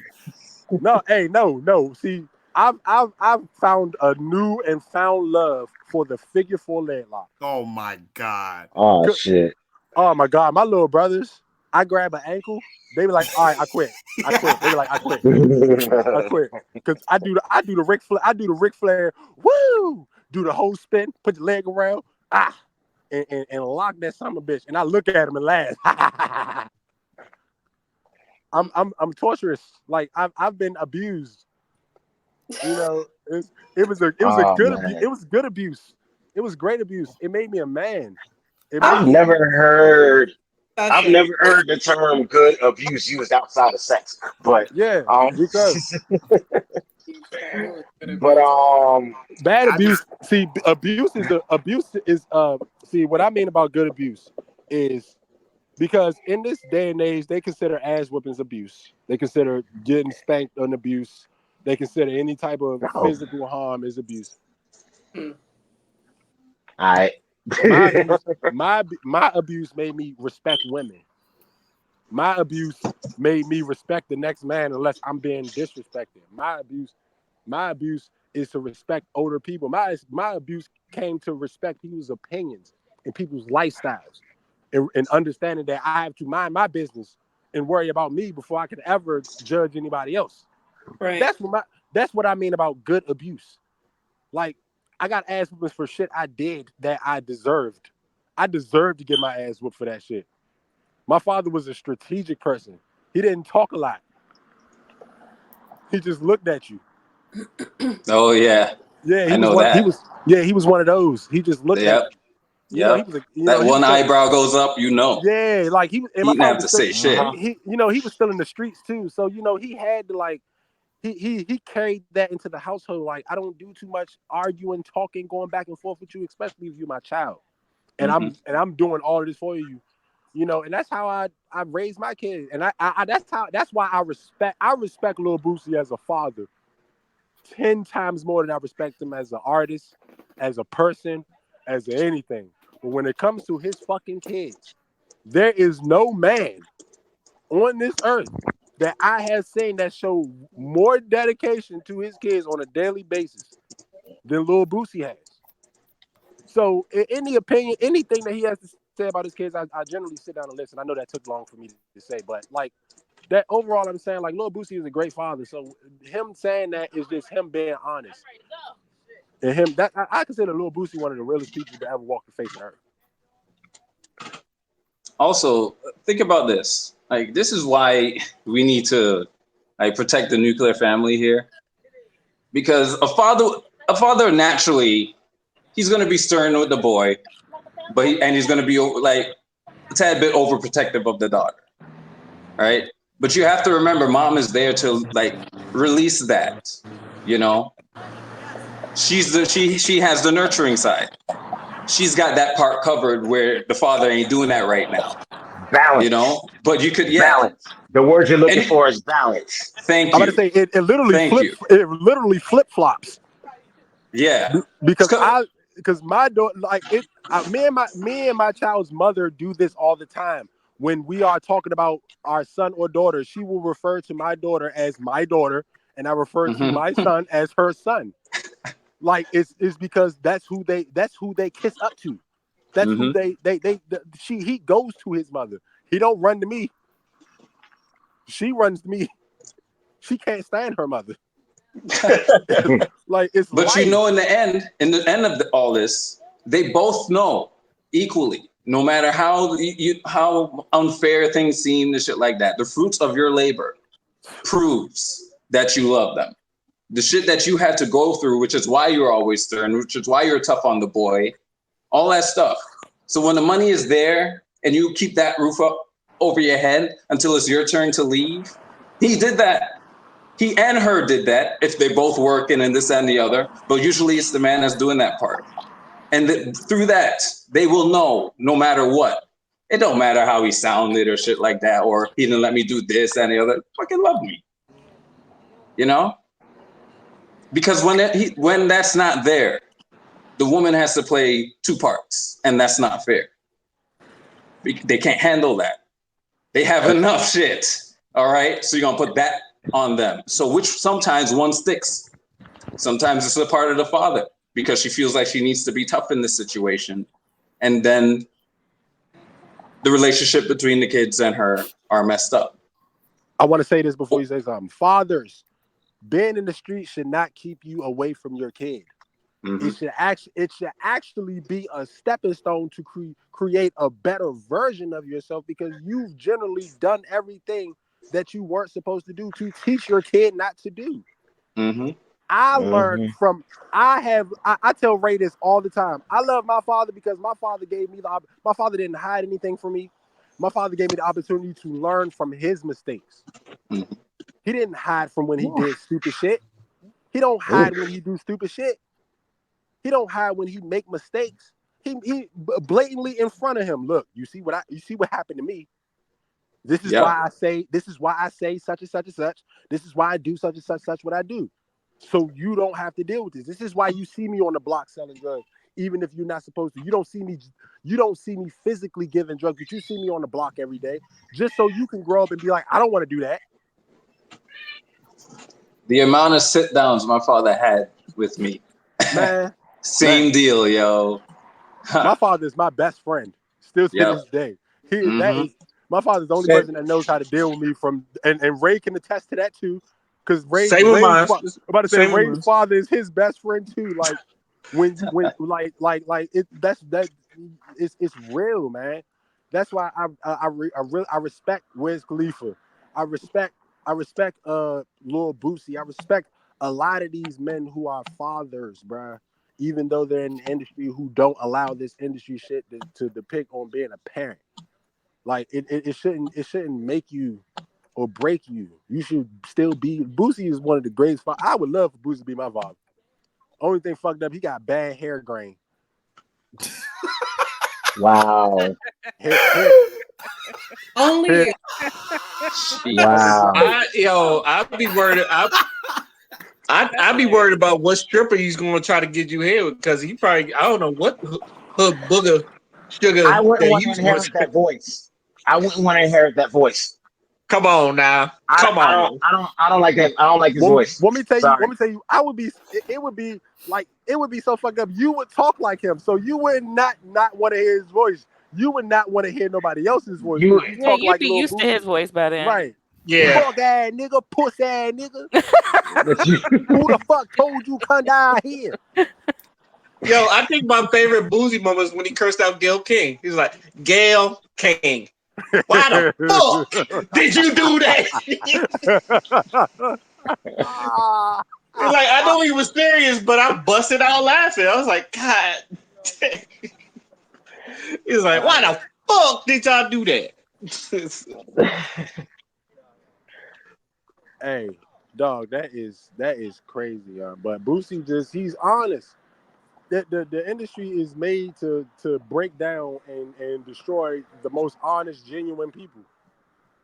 That's what it does. It's you are a fucking target if you are just a natural, just honest yourself as person, and you can't help it. And you from down south, like you ain't gonna never change that shit.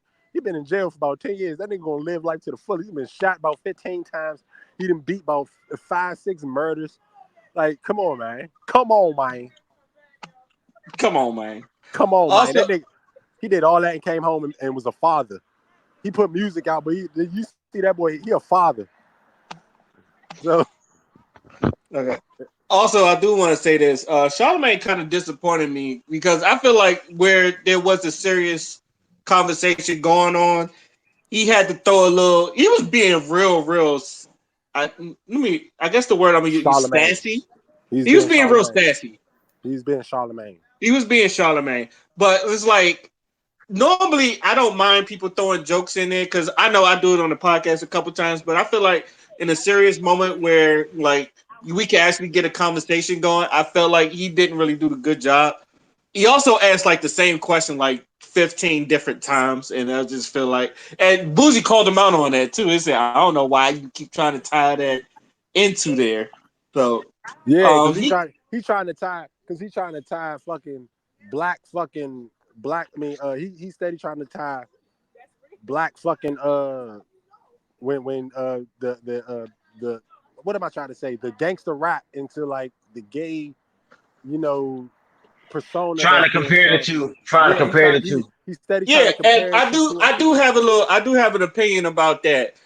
Like I've said this all the time. You are a product of your environment. And Boozy done said it. He said, I just rapped about what I saw on the streets. It's and like what I what he was did doing in the streets, he Right. was rapping in that day. and It's what I like did. most of the people, Right. His especially exact hip hop, words was, I'm talking about, oh, what happened to me the day before or what I did that night. You know, and I that might not be his exact words. I'm paraphrasing, but you know. But that's just yeah, exactly you're and right I've though. always said this. Hold on. And I've always said this. Gangster rap never encouraged to do violence. They just usually talk about what they're going through.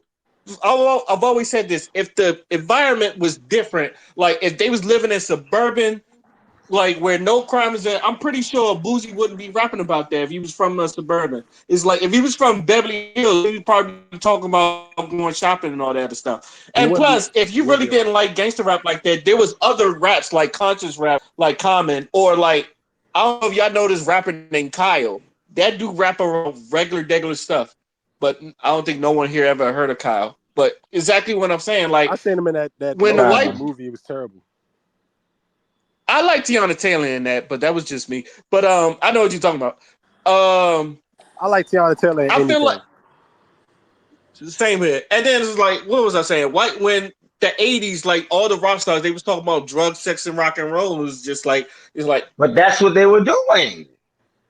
exactly. But that's what I'm saying. It's just like Like, if you really can't blame the gangster rap on the violence because that shit was already going on. Like I understand, like I tell people all the time, that Chicago drill shit, it's like, damn, them niggas is really violent. And then you hear the news of what be going on in there, and then like you see some of the Chicago rappers that stay around and be they dying, you be like, yeah, that shit is real. Like what do you Chief Keef expect? was really like that. Yeah, it's to the point of what do you expect? Yeah, and I tell people, and I say this all the time. If you really want to change the way, or if you really want to change the look on gangster rap or what we're rapping about, you got to change the environment. Because as long as the environment is still the way it is, they're going to rap about that stuff. Some like 50 Cent, he talked about hustling. Everybody, like that's what he was. He was a hustler. He sold dope, and then when he got in the game, he sold water, he sold clothes. 50 Cent's a hustler. Jay-Z is also he's a hustler. Most of these rappers, half of the time, they're not even when they're talking about gangster stuff. Most of the time, they're talking about hustling.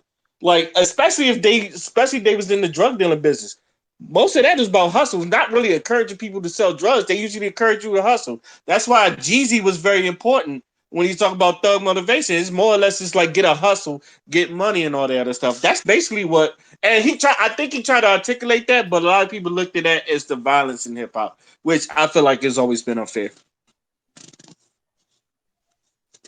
Anybody else got anything to say before we move on to our next topic? Nope. The only thing I gotta say about Little Boosie is that it's times that he paused that I couldn't quite understand where he was coming from because it looked like he was confused himself. He just looks very in the interview, he just looked very confused at times. And like you said, whoever said that, some rappers they can't articulate and he's standing up for those rappers. You're absolutely right, but I feel like he can't articulate his words either because there's so much going on. And the fact that they took away his Instagram, I think that was bullshit. Yes, he's a little homophobic, but it's only for his children to not go the path that he think is wrong for his empire. He got his own empire to build. But the way attacking him, just because he has a different opinion, a different way of doing things, I think it's bullshit. But at times, like for him to articulate where exactly he's coming from, it was a little bit confusing. That's the only thing. That's a combination of two things. First of all, as was said multiple times, just him coming up how he did, where he's from, what is you seeing, whatever. It's certain things that's just ingrained in him, it just is what it is. It's just not going to change. And then the other thing is just how he was being approached when he was being asked certain shit, especially Charlamagne the God pulling what he was pulling. That's why it seemed like, he was a little, thrown off at times. Like, I get what you're saying because, when we was originally talking about it in our little group chat or whatever, that's what I seen. That's what I was saying when Charlamagne is asking them certain shit. It seemed like Boosie have a valid response. But then, as mind you, I said this halfway through the interview. I hadn't watched the whole thing yet. But now, after seeing the rest of the way through, okay, I see what Charlamagne's doing. I see why Boosie is saying certain shit. Why he feels the way he do about certain things. I get it now. Well, out of all the rappers that supposedly are hardcore, he's the only one that I see coming forth to kind of disband what Lil Uzi's doing or any other rapper that thinks it's okay to dance butt naked on on the stage. You can do whatever the fuck you want to do, but it's when it's underage kids there or kids there in general or they're seeing it. I guess it's up to the caregivers and parents to protect their own kids at the end of the day. But I do understand, where Little Boosie's coming from. But the fact that they're attacking him on different platforms, I think is bullshit. But, it is what it is, like you said. And that is something I was going to bring up too. Is just like a final thought towards this whole thing. What he was saying about how he, how he doesn't want his kids seeing certain things. A lot of how many times have I said this, especially when we were talking about Cardi B and Megan Thee Stallion when WAP came out and all the backlash from that song or whatever when we was having those conversations and shit. What a rapper, a singer, whatever, they're gonna talk about whatever they want to talk about in the songs. They're gonna say whatever the fuck they want to say. If you're so concerned about, you don't want your kids to see and hear XYZ, that is on you as a parent. Change the channel. Change the damn radio station. Something. You can't control these artists for, doing what they do, saying what they say.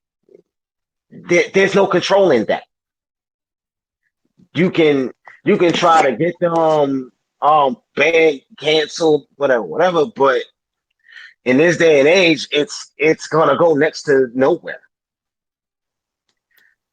You can't do it outside the home though. Outside the home, they are subject to whatever the world wants to throw at them. Exactly.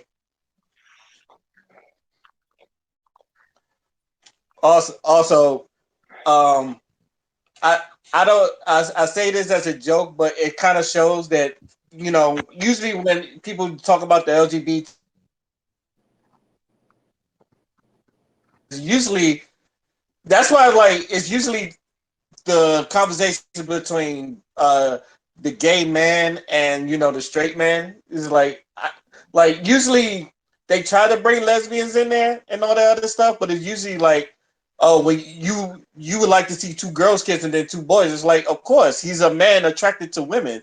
It's just like I Right. understand. That's Yes, a low blow. I understand. That's a There's low a blow. double standard, but at the same time, he's a man attracted to women. Of course, he's going to find that attractive. Then To me, two that was a dudes low kissing. blow by Charlamagne to do that. To me, that was a low blow.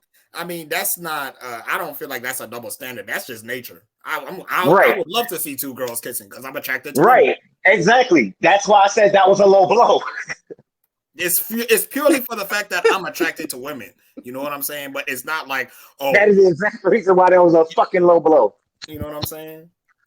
If I see two women tonguing each other down, I'm not gonna fucking look away. The fuck? Yeah, but at the same time, I'm not a hypocrite. So if there's two men kissing on the TV or whatever, I'm not gonna make a big deal out of it. I'm not gonna trip.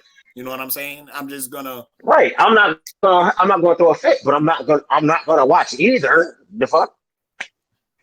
shit. I mean, I said me and Ray, we don't watch Empire, and we both done said that Jamal is the worst gay thought ever created. So I had to deal with that shit. I hate the that entire show. motherfucking Hey, time. I Let me really, tell you I something, really Worst bro. gay Let me tell thought. you something, yo. Let me tell you something. Watching Jamal and Empire trying to play the game and do the whole dating thing is some of the most painful shit I've ever seen in my life. I have never seen someone just lose interest as shit just goes on. This man almost fucking lost his engagement because of that shit. He was engaged to a nigga, and the nigga, bruh. I'm a Shout outs to the gay Tupac. Yeah, shout outs to the gay Tupac. stop it. Okay. Please stop it. Okay. That nigga did look like Tupac though. He did. Whoa. We went from talking about Little Boosie to gay Tupac. I love this panel. Whoa. Yo, hey, it never fails. Okay. All right. On to the next topic. We're gonna be talking about Sha'Carri Richardson, and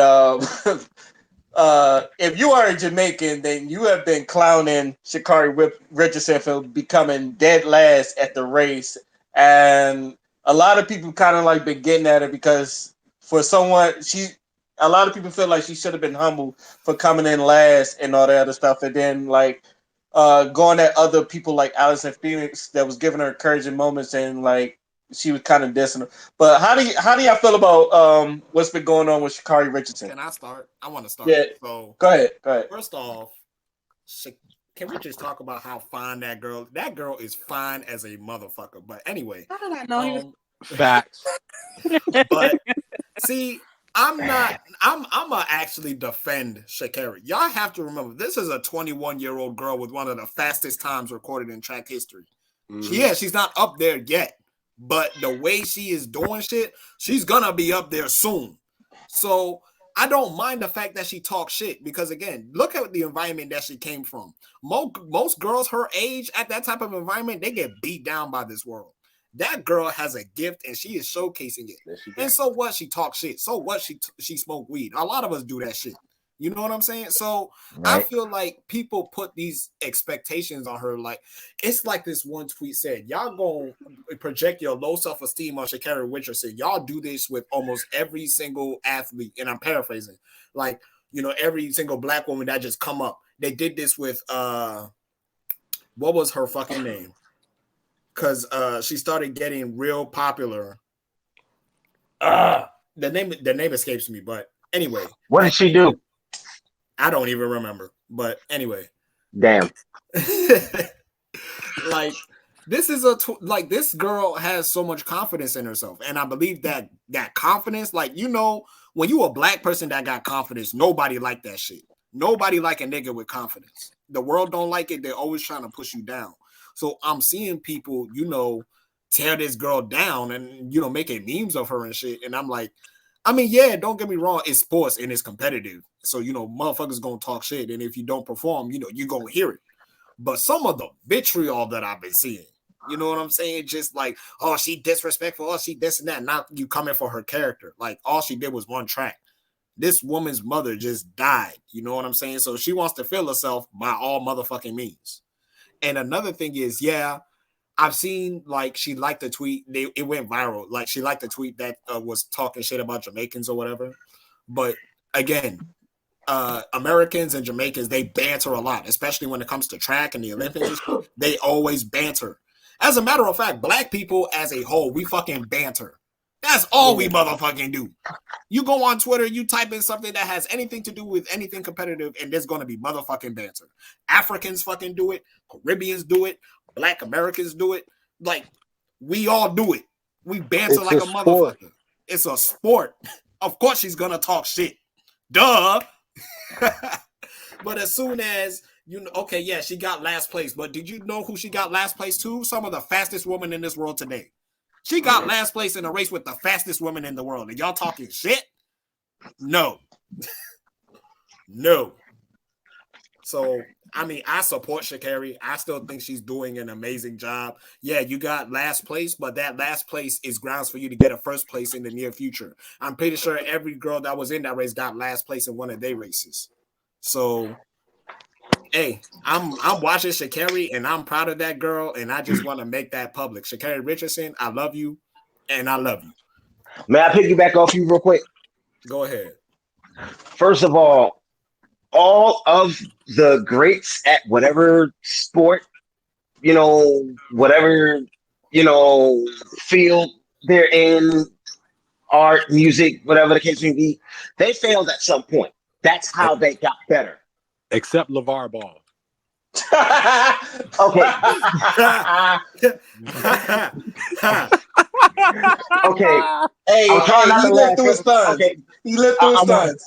I'm trying not to laugh because I don't want to lose my train of thought here. But also, a lot of these motherfuckers who are talking trash, can y'all do what this woman does? Can y'all run whatever distance, 100 meters, 500, yards, whatever the fucking case may be, without goddamn collapsing into your fucking self? Do what she does, then run your mouth. Do what she does. Do it better than her, because most of the people talking shit can't do anything near what this woman is capable of. Y'all do that shit, then talk trash about her. Y'all do that shit and then get at me. Most of these people running their mouths got no place to. It's funny how fast the same people who are defending her are now attacking her on my timeline. I think that's the sad part about it. It's one thing to talk your shit and then come in last place. It's one thing to do that, but it's another thing to see people, and I'm noticing, y'all can let me know if I'm wrong, but I'm noticing that it's a lot of black women that are just talking shit about it because she came in last place. And it's just like, y'all was rooting for her like 3 months ago, and now y'all just like, fuck it, because she lost. Like y'all said, everybody loses, everybody has bad days, everybody, we don't know, but it's just the backlash from it that I find ridiculous. Like, you either with her or you not. It's not that serious at the end of the day. This all turns around back to my crate theory. They only show up to see you succeed or to see you fail. That full circle. It's a full circle. The crates are a big part of society today. That's it. You have people that are willing to break and kill themselves to be seen great. But all in all, you have people standing around you who are watching you and are expecting you to fail, but are surprised and want to take all the credit when you win. Look, if you ever look at the crate, there's a if term for that, and if it's if slipping my you ever fucking look mind. if you ever look at these videos when they do these crate challenges, you see how when somebody falls, how everybody is scattered and just watching. Oh, everybody's just looking. Fair weather But friends. but That's but that's but it. but That's it. yeah, that's it. One friend or maybe two come and helps. But do you see how many people circle you when you actually get over the crates? My point exactly. Ooh-wee. True shit, though. True shit. I mean, just Q it's spitting tonight. Hold up. my point this because this crate thing really made me think about just how everything works. Like, first of all, Dion, I really want to say something about what you said. The one thing I don't like to hear is the whole you can't do half the things that she can do. All right, granted, that's cool, but the world comes with criticism, and that's just the way of life. We sit and we talk about wrestling all day, but I can't do a moonsault to save my life. So I can't. I when people say that, it's like I can't agree with you specifically on that. But when you do say that, all I think of is, okay, let's be real. She's the fastest 21-year-old American, period. She's literally racing. She had a month and a half layoff from an Olympic that she was supposed to be a part of that she couldn't be a part of. So if you take off that time and plus the month she had to wait for this event, she had a month and a half layoff. She couldn't do anything. She didn't even know she was going to race in this race until like a week or two beforehand, and she still ran. But then after this race, she pulled out for the next one because clearly she's not in the greatest shape of her, of her young career. So people have to take in consideration of, like, if you really know sports and you really understand sports, you understand your body conditioning and getting yourself prepared to run against the fastest people in the world. Like it takes a lot of preparation, and she came in last place, but it wasn't like she was a mile away.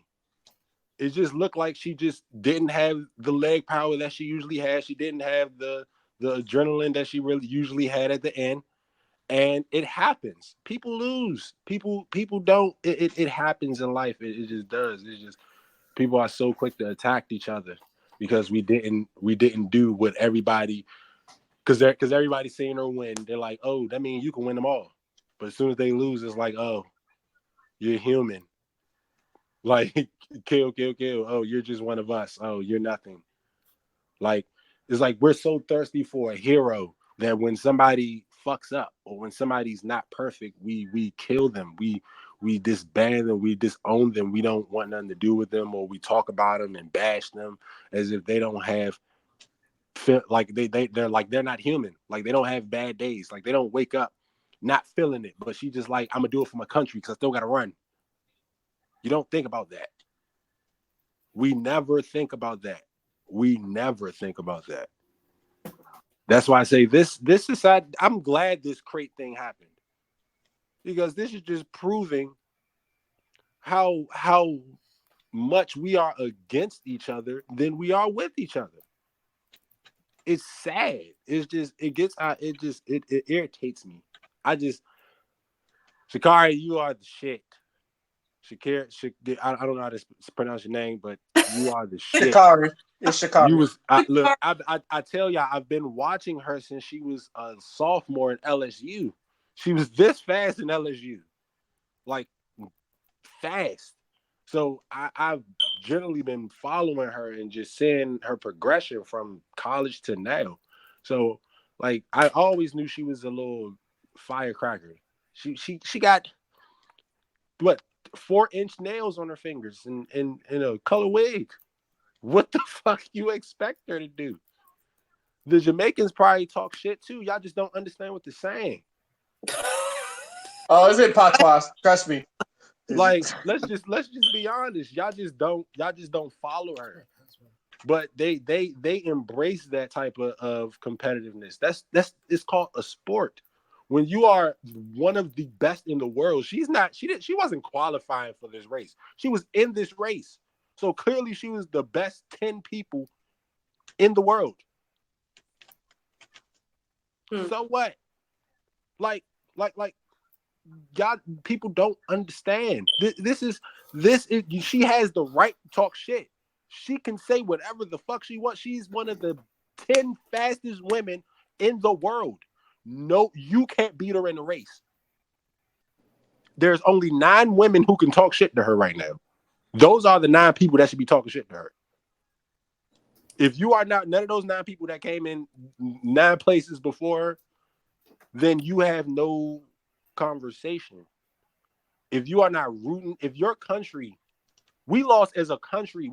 She just didn't lose. America lost. USA lost. Like, look at the bigger picture. Y'all so easily want to individualize somebody and just attack them, but really she had USA on her shirt. She had USA on her back. She was representing us, and this is what y'all do. Like, it gets out of hand, and it's all because she's a black woman. I agree with that 100%. Like, I'm gonna just end it with that. It's all because she's a black woman. Because if it was a white woman, we wouldn't give a fuck. She just lost. Okay, Jamaica wins again. But because it's a black woman, we have to attack her. Like, it doesn't make sense. Like, why not? And you want to know what the best part is, Q? The people that won the race were black women as well. Exactly. So why wasn't we celebrating that? These are my Jamaican brothers and sisters. I'm going to celebrate with them. We still won. Oh, my God. We won. We came in first and last. Shit, we was all over the motherfucking race. Also, white people can't even do speed walking without passing out. Them Kenyans, they just stand up. Wow. Y'all be seeing them every time they do the long distance run with them Kenyans. The white people, they be on the floor, they passed out. The fucking Kenyans, they be on their feet. It's like, when we gonna do this again? It's like, right. I can go another. I'm ready for. I can go another 20 miles. Is it? Right. But like, all right, on, man. I will say this. Some of my favorite heroes or sports heroes are very cocky people. Michael Jordan, Muhammad Ali, Kobe, Floyd, Kobe. Well, Kobe's your boy, but you just hate Kobe. It's okay. I like them. Okay, I like Kobe when like around year 16, where I just saw that I don't give a fuck attitude and all that other stuff. Yeah.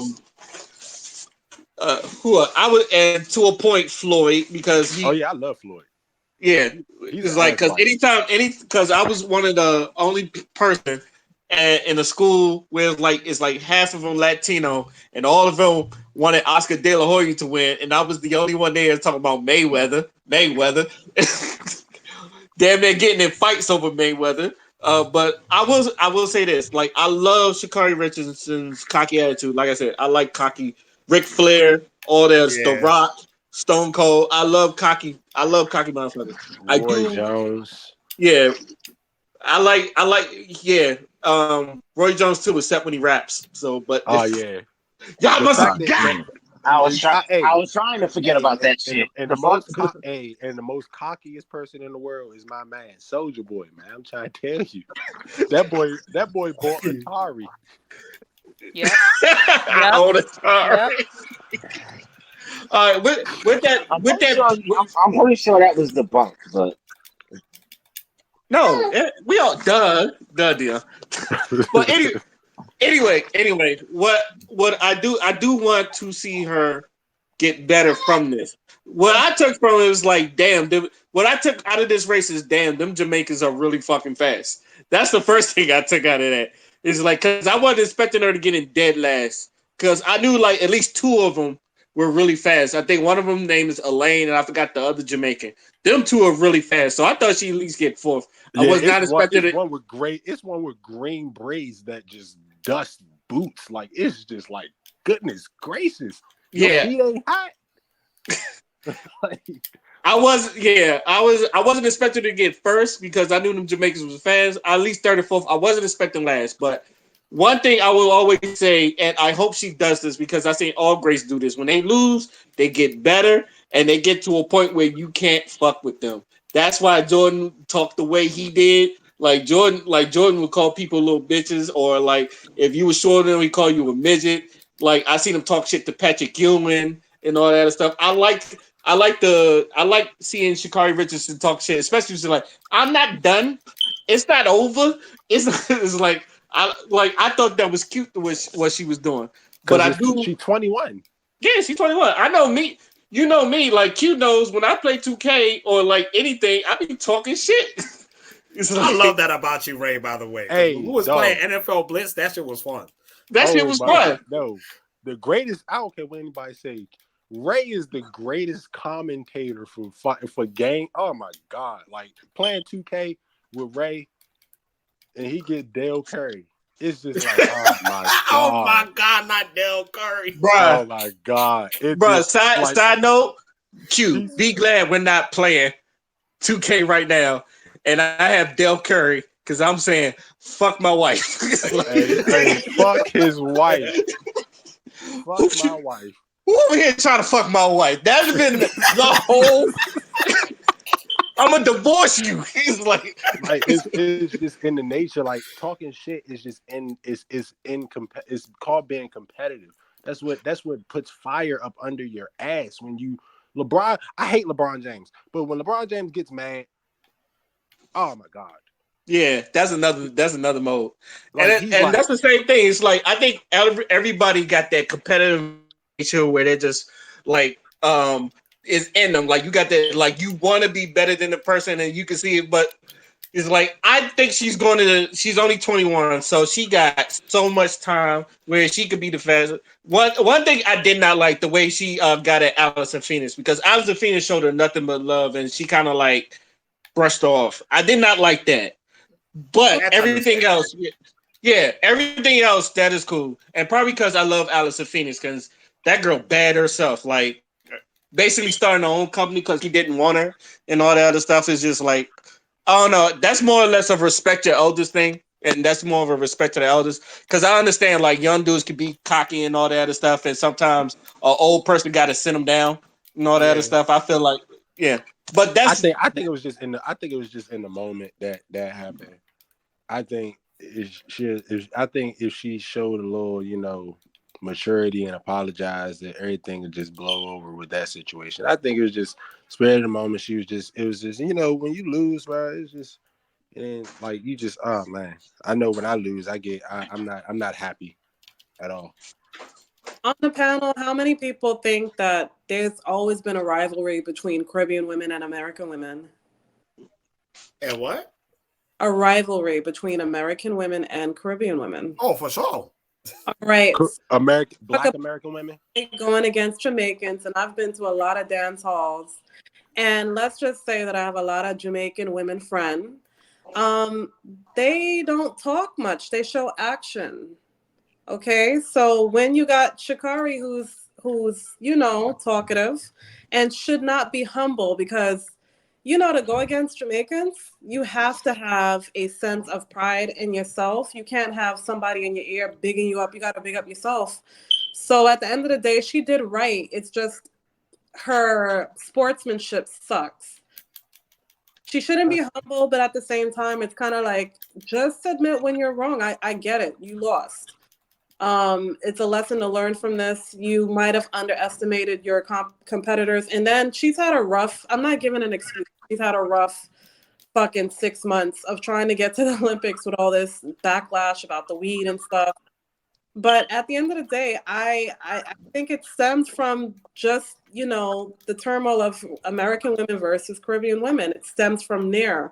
She don't know the country. In fact, she liked the tweet that dissed Jamaica. So she already had an outlook on what she thought she was up against. And, lesson learned.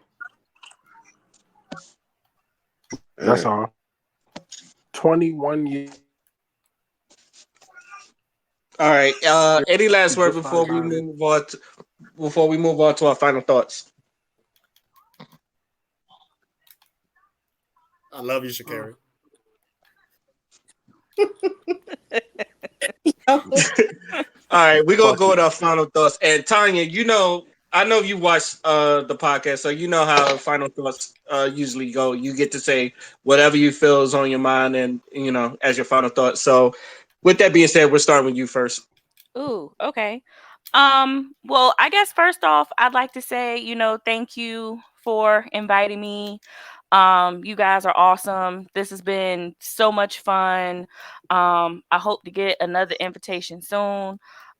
It's really this is really a good place and a good platform to get your opinions out there. It's a safe place. Nobody's judging. Nobody's, side eyeing you. So, just, thank you for having me. We do this every week. It was That's why I keep coming back. If y'all keep inviting me, I'll keep coming back. Cool. Yeah, like I said, Ray. I know. And the thing, we can barely keep people on here. I'm saying everybody got too sensitive. Was that a sneak diss? I don't appreciate that. No, not to you, but there was other people that especially. I'm not gonna say her name, but me and Father, we had a conversation where she thought that we didn't want her on the show. I said I never said that. But enough about that. Dion is on you. All right. So one thing I read about today that I'm happy about. Dylan Roof's appeal to avoid his death sentence got denied. Yeah, he's dying today. Yeah, that boy getting killed. He getting Toast what? his ass. The only thing I wish he getting what, Father? Oh man, he getting killed. Getting killed. I just wish it could be televised. I want to watch him try. I don't want to see that. I can be petty, but I don't want to see that. For what he did, no, fuck that. For what he did, no. I couldn't even look at Saddam Hussein killing when they put that on YouTube. I can't see that. Nah, but the thing about that, Ray, is that's just going to be a difference of opinion. This is just like what they did up in Rome with the gladiators and shit. Yeah. People want to see it. Some people just want to see that shit because the atrocity that this boy committed, like, yeah, I want to see it. I'm for it. I just don't want to see it. I'm for it. Yeah. And that's completely valid too. That's also completely valid. I'm gonna throw a watch party. Gonna throw a watch party. Hell yeah. Oh man. Is that it, Dion, or you got more? That's it. All right. Crystal was on you. All right. And Tonya, I'm so glad you're here. So let me go ahead and talk about the TikTok that I think most of you guys know which TikTok I'm talking about.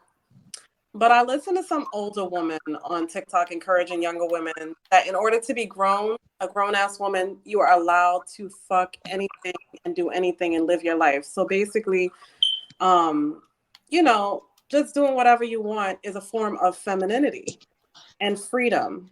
And I responded to this lady's TikTok stating, yes, just because a guy want to fuck everything that moves and does not get attacked does not mean I'm supposed to intertwine my energy with random motherfuckers and act attached, because that is the furthest thing from feminine energy.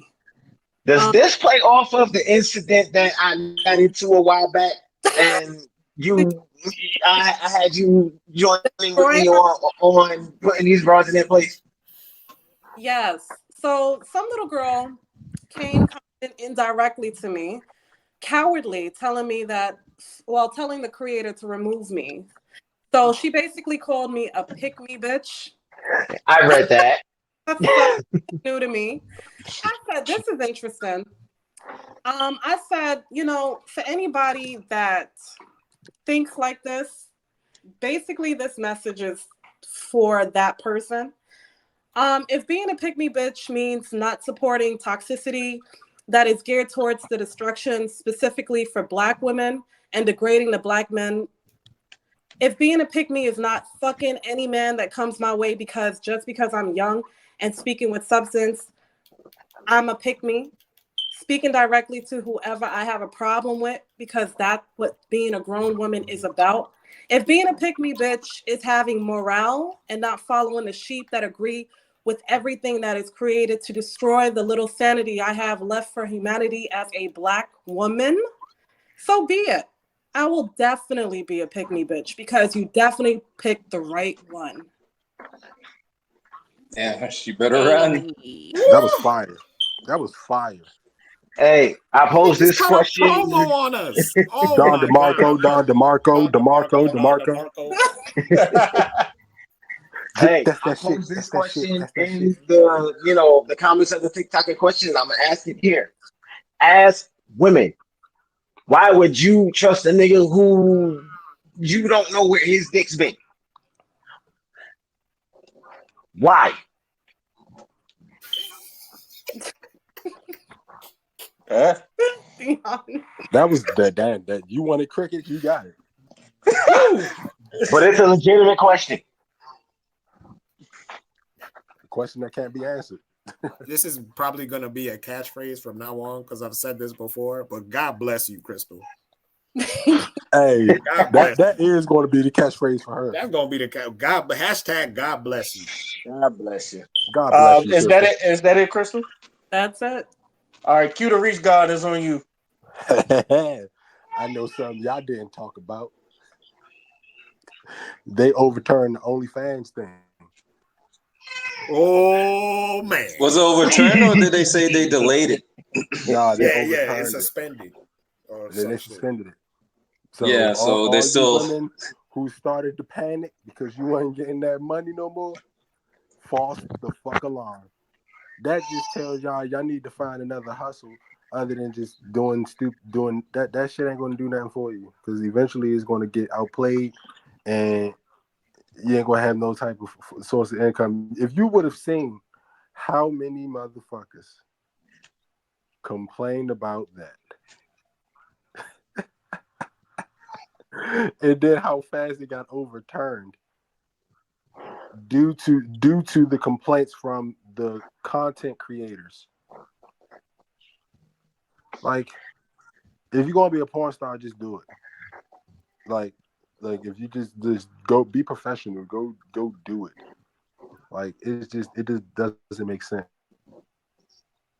It just shows you this. Oh my god, it's just that is so funny. It's just so stupid, but This it irritates me. this And plus, plays into just have we talked about how it seems like a lot of people uh it's just the whole what do you bring to the table debate, and then like it seems like sex is all a motherfucker not to exactly. offer. So it's just proving how absent-minded our youth and people in our generation are. Because if this is the only way you see getting money, then I don't know what to tell you. Because to be honest, it's women everywhere that do the same thing that you do that doesn't need an OnlyFans to do it. If you're gonna be a prostitute, just do it. If you're gonna be a porn star, just do it. I'm not trying to put you in a category, but for the ones who panicked and didn't have another source of the ones who are depending on this money to pay your bills, you are a fucking fool. I am sorry. I'm just being real with you. You're stupid. That's like I feel the same way about a drug dealer. If that is your only way of income, you are dumb. Because there are plenty of other ways to get money, even if you continue to do that. But that shouldn't be your only source of income to where these people making something, they're about to change the what is it, the agreements and the content allowed, and you force them to change it because you want to make money. You have like it's this is ridiculous. This is stupid. I just felt it was funny how fast they changed it because the no sooner than they said they were changing it, it was like a day or two later. I seen when they said that they were overturning their decision. And it's just that I just felt that was funny and ridiculous. And oh yeah, kids are going back to school, and I don't know if I want my kids to go back into the school building, but of course they're forcing us to allow them. I mean, they're forcing us to make them go back. So I'm kind of nervous about this. Oh no, I'm right along with you, cutie. I've already Yeah, it's had. definitely not safe out there. Yeah, like and I've already prepared my household for them to like go to school from here, but it seems like there's no other option right now, and I don't like it. Mm, I feel like because I don't feel like I'm prepared for anything to happen. I don't want nothing to happen to them, mm, and I don't want my kids' health to be um, jeopardized. dependent on somebody else's parenting skills. Right, Because everybody is not going to be as attentive and as cautious as I am when it comes to this virus and when it comes to my kids.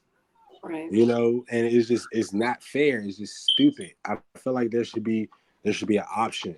People should have options, or even if that, I don't want my kids going to school every day, and I don't want my kids to be in a building with full capacity of fucking kids and adults. I wonder if you can get like a religious exemption form and explain. Is New York? Well, do you live in New York? No, Okay, well then that's different. yeah, But I'm trying to it figure out, sucks. can you, being exempted religiously, can that be a form to disregard whatever law that's in your state to force your children to go to school? Like, because I know with No, me that actually helps avoid vaccinations for my. no, I don't know. I really, I'm really thinking about looking into this, but that's been really one of my main concerns is my kids going back to school this week. It's very alarming and scaring me. It's just I don't and even for me, when I go get my kids from school, the oh my god, it's kids. No offense, but Dirty. kids carry a lot of germs. Yeah. They're kids. Like But they it that's helps what they build their immune system. So yeah. without, and they would really suffer. But I And get it. yeah, but it's like and even if I am, I don't I don't want to be like it's so much risking doing this, and I'm just so against it. But at this point, I'm just preparing myself, preparing my kids to get back to school, I don't and I don't know if this is gonna make you feel better. I've studied microbiology. I actually had all my kids to go into nursing, but I did I'm doing right now early education for children. Um, it takes about 24 hours for the virus or any bacteria to multiply to the full extent within a 24-hour time frame.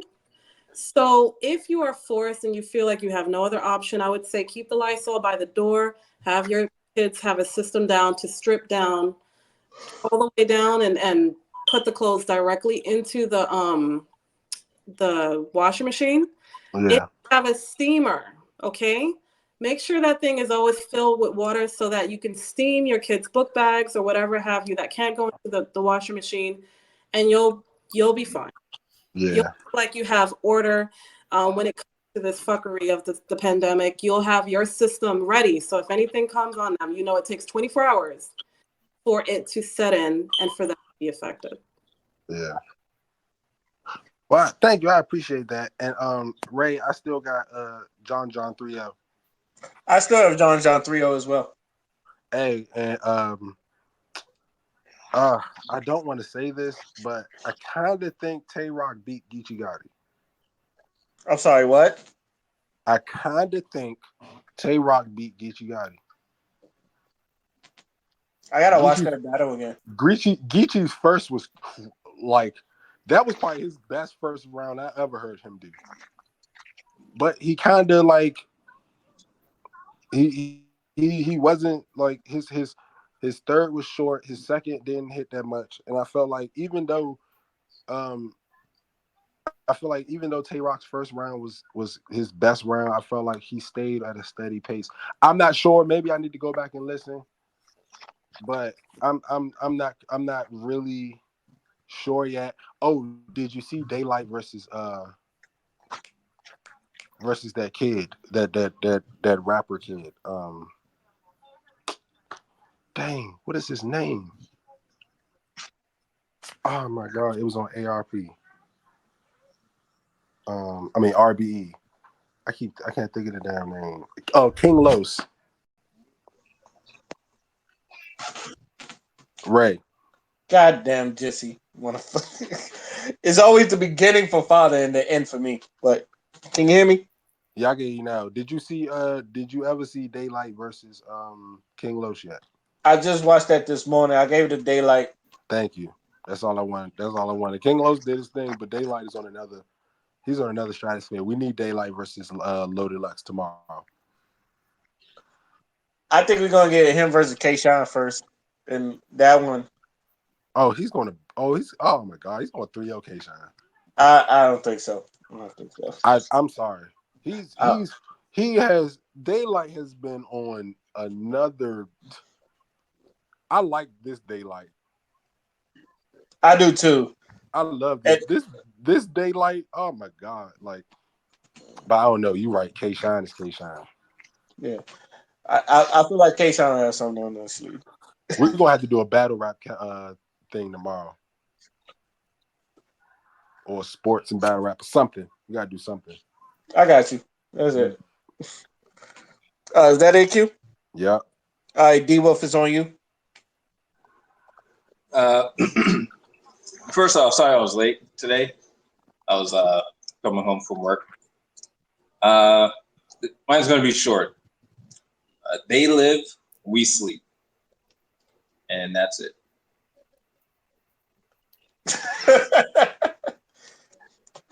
Just think on that. I like that. I like that. It reminds me of I'm a man of few words, and then dudes just walk away. But I like that. Father is on you. Final thoughts. Shit. Well, you want to know one thing I've noticed?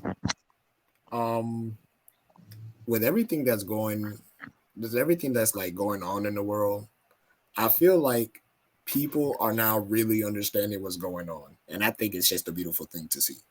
I think people are legitimately waking up, and I think it's beautiful. And I guess that's my final thoughts. Oh, my final thoughts is Elon Musk is trying to kill middle class by like creating these Tesla robots, and I don't know what the hell is wrong with him. Has he not seen iRobot or Wall-E? That shit literally was like the end of human civilization. So I don't know why the fuck. Hold up. Leave Wall-E out of this, man. What you not gonna do? All right, which futuristic do you think we're gonna live in? We gonna live in the iRobot, or you think we're gonna live in the Wall-E? I'm thinking we're gonna live in the Total Recall world. I don't want that either. I mean, I don't, but I don't want to live with iRobot and Wall-E. I was hoping we get a Jetsons future, but nah, we ain't going there. But motherfuckers, that was too much to hope for. The Jetsons. Yeah. I'm leaning towards Terminator. Why? Because it's Dion. Is it what? Like I'm not even trying to go there. It's like it's like that includes time travel, all the other bunch of dumb shit. Like we're gonna create a bunch of Arnold Schwarzenegger ass robots and shit. I can see us doing that shit too. CERN. What they doing at CERN? Mandela effect, but you can't go there now. But oh yeah, you're right. And so look, I heard they're trying to build a real life Gundam. I was like, oh chill. Lord. I don't know about that one. That one. We don't need that. I don't know. I always wanted to be in a mobile suit, so I don't know. I do too, but that just the anime person in me, yeah, but at the same time, it's just like no, because Oh God, if imagine. anybody watched the Gundam any season, there's a lot of war. Mm-hmm. So Mm-hmm. no, it's like Some of it yeah, lines up with what's going on. It's crazy. Every type of war you could think of, they covered it. yeah.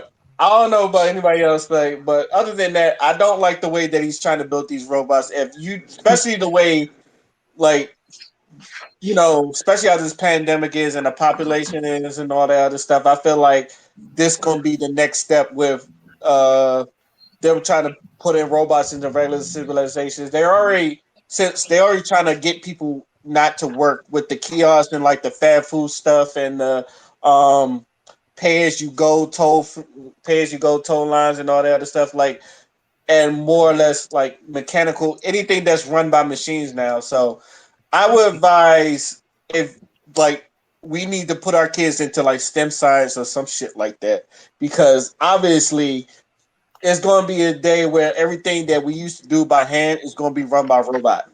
And I'm not being a conspiracy theory; it's actually like going there. They're already doing it with cars.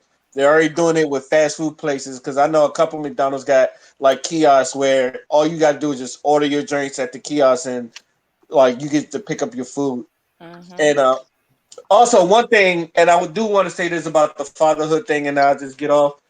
Um, I'm with Q. I always believe that you should toughen up your child and all that and stuff, especially young boys. You should really toughen up your child. But I also think we need to evolve that a little more to where young boys they could be in their home and they can express themselves like how they feel sometimes. Where like we could create a safe space for them. I hate saying the word safe space, but it's the only word I really like could come to my mind. Like, but create an environment for them that they could express themselves emotionally and not be judged for it. Where like they done all the hard stuff, like it's okay to toughen them up. Like I never had a problem with the whole man up thing, but when they want to relax and just be kids and all that other stuff, we do gotta have that part for them because yes, we do kind of like throw our kids out in the wolves, and then sometimes it's just like if they're not it either they're too tough or they're just really sensitive, and I don't want either or. I feel like we should have a good balance in there, and that's really all I gotta say about that. I would like to thank the panel for getting on. I would like to thank Tonya for jumping on. I would like to thank all y'all for listening to hear us talk our shit again. This is you know what? Let me just say podcast, and we signing out. Peace. Cheers. Deuces.